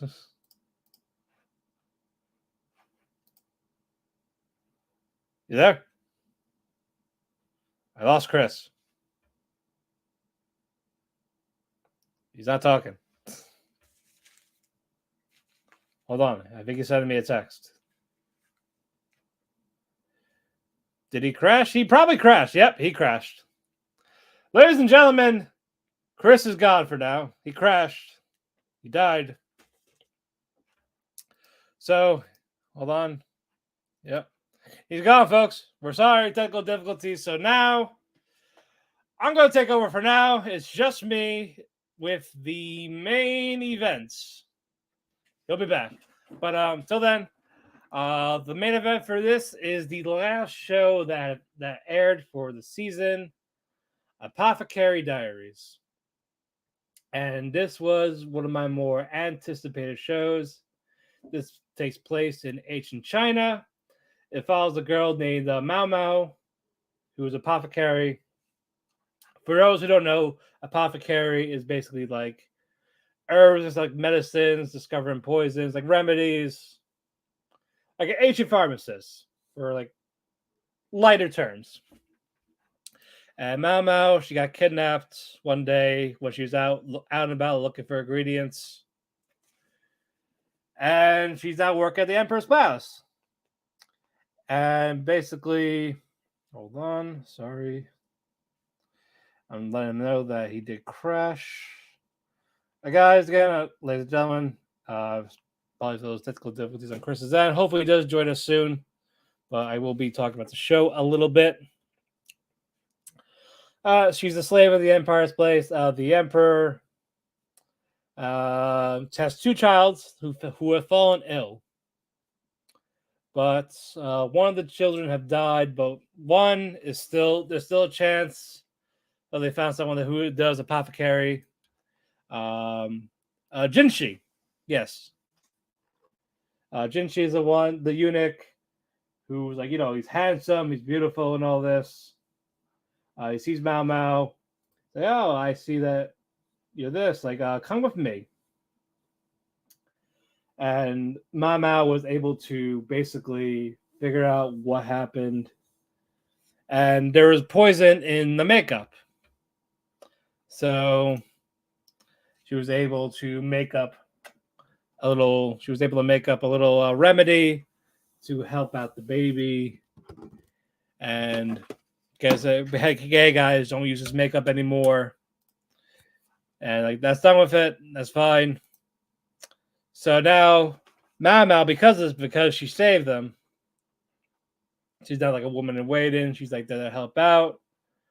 Basically, the emperor they'll call Mao Mao in, whether it's a taste of food, see if there's poison in it. If someone's ill, test that for poison. So we got this. So all that's happening. Jinshi keeps trying to make her moves on Mao Mao, and Mao Mao is just having none of that. Mao Mao don't give a shit. Just cares about her work, the apothecary. And then Jinshi, he apparently secretly likes being talked down to because she is the first one to reject him like that. So he's got a little bit of a masochist side with him in that regard. And it's like, oh shit. And you know what? There's some comedy in it too, mostly for facial expressions, especially with Mao Mao. And smirking all that, sometimes a little chibi expression. And yeah, the season premiere last week was 3 episodes. Sorry, 2 weeks ago. It was 3 episodes. Also, visually, it's fucking beautiful. It's visually pleasing. That's the colors, the shade. It just fits the feed. It fits the timeline of where they are in like Asian China. And in the latest episode of the other empress, the consort, Liwa, I believe. Yep. She's fallen ill. Like she had like no will to live or anything like that. They can't figure out what's wrong. Mao Mao was in charge of taking care of her. But her multiple maids are like, nope, you can't go in. You're a fucking low life whore, basically. They kick Mao Mao multiple times. They won't let her pass. Like, yeah, you don't give her porridge and all this, or porridge, rice, water. None of that. She needs like lobster and all the high gourmet stuff. Then Jinshi's like, do you need my help? They're like, well, Mao Mao finally caves. He's like, fine, I'll have your help. They let her in. Mao Mao looks at her, and then she notices that, yeah, she can eat. Like, she does want to eat. She's taking it in. And then she notices the makeup. And in the makeup is the same stuff that had the poison in it. So she was being poisoned with the makeup. Like, wait, this is supposed to be outlawed from this, illegal. Who gave it to her? And one of the slave girls said, oh, I had it left over. Like, it was me. I wanted to make sure she was beautiful all the time. Then Mama was like, I see. And just fucking bitch smacks her, makes her go down, grabs her by the head, pulls her like, are you an idiot? Like, you are stupid. Stupid. Like you were killing her. This is why we had it out for a reason. Like, you're gonna be in a lot of trouble. You basically murdered her, nearly murdered her, and just grabs all the powder of this makeup and just pours it on her. And now she's like crying and sulking. It's like, think about what you've done. Like, oh man, she's a boss. I love her. I freaking love her. Yeah, Mama's great. Probably one of my favorite females of the season. And eventually she does heal. She does take care of her. Restores her strength. They talk a bit, convinces them to make a steam house. So that's actually really good. So again, this is more about It's beautiful to look at visually. I love seeing these types of stories about, again, the historical accuracy of Apothecary back then, how it was used. Characters are a lot of fun. And I kind of wish it wasn't Mandarin when it came out, because, again, it fits in China. But, again, it's just cool seeing these remedies. And Chris from the live chat on YouTube, because there's a camera shout out. But Chris, thank you for coming anyway. You are with us until the main events. Wish you're here for me for the rest, but not much we can do about it. But anyway, again, I love hearing about the stuff. Like, it's a mystery, it's a drama, but it's a historical. It's not about like a murder case. It's like House, like with poisons and remedies. I love it for that. So, again, I highly recommend it to people. 4 episodes are out on Crunchyroll. Episodes are going to air every Saturday. There is a dub coming out soon, actually, so I was able to convince a few of my friends to watch it. But yeah, it's just very interesting. I love learning. I love stuff that makes you learn things, and that is what I get from Apothecary Diaries. And again, my mouse is probably best girl for the season so far. I don't know yet, but guys, I know we were very clustered all over the place. I apologize, but it's been a lot of shows, and it's been 2 weeks. So it's just hard to remember everything. So we did the best we could. Ethan's going to come back on Wednesday, hopefully. And then we'll figure out what we're going to do next week when he goes away again. So hopefully I get Starman in. And we won't be so backed up with like 2 to 3 episodes trying to remember. It's just week to week. So we'll do that again. So yeah, with the clusterfucks, I apologize, people. But if you guys do listen or do watch, thank you so much. I talked my cake. I had my cake. I am full of cake. Chris, thank you again. Follow him on Twitter at Chris Zephyr, CRYSZEPHYR. That is him on Twitter. He is the real life Deku. Follow me on Twitter at DamienPhoenix12. Also follow our Twitter at Talk the Keki. We also have a link tree for where to listen to your favorite podcasts, whether it's Apple, like Apple Music, Spotify, iHeartRadio, anywhere. Just type us in the Google search bar. We're almost everywhere, even on Amazon. Or we're on like the first 2 pages. Like, oh, we're here. You can listen to us anywhere, free or pay. Oh, you can also watch, if you want a visual, you can watch a replay on YouTube on W2M Network's YouTube channel. Also, we want to thank W2M Network and Chairshot Radio for hosting us on their platforms. Follow them at W2M Network and at Chairshot Radio. And then I also want to thank our editor, Sean, for he edits our videos. We're very grateful for him for all the work he does for us. So all the props to him every week. No other plugs for Ethan because he's not here. Also follow my Instagram, Vincent Evergarden _cosplay. That's going to be my future cosplay channel for when I do stuff in 2024. Guys, we'll see you Wednesday. So until then, arigato, and atofaku, and sayonara. Welcome to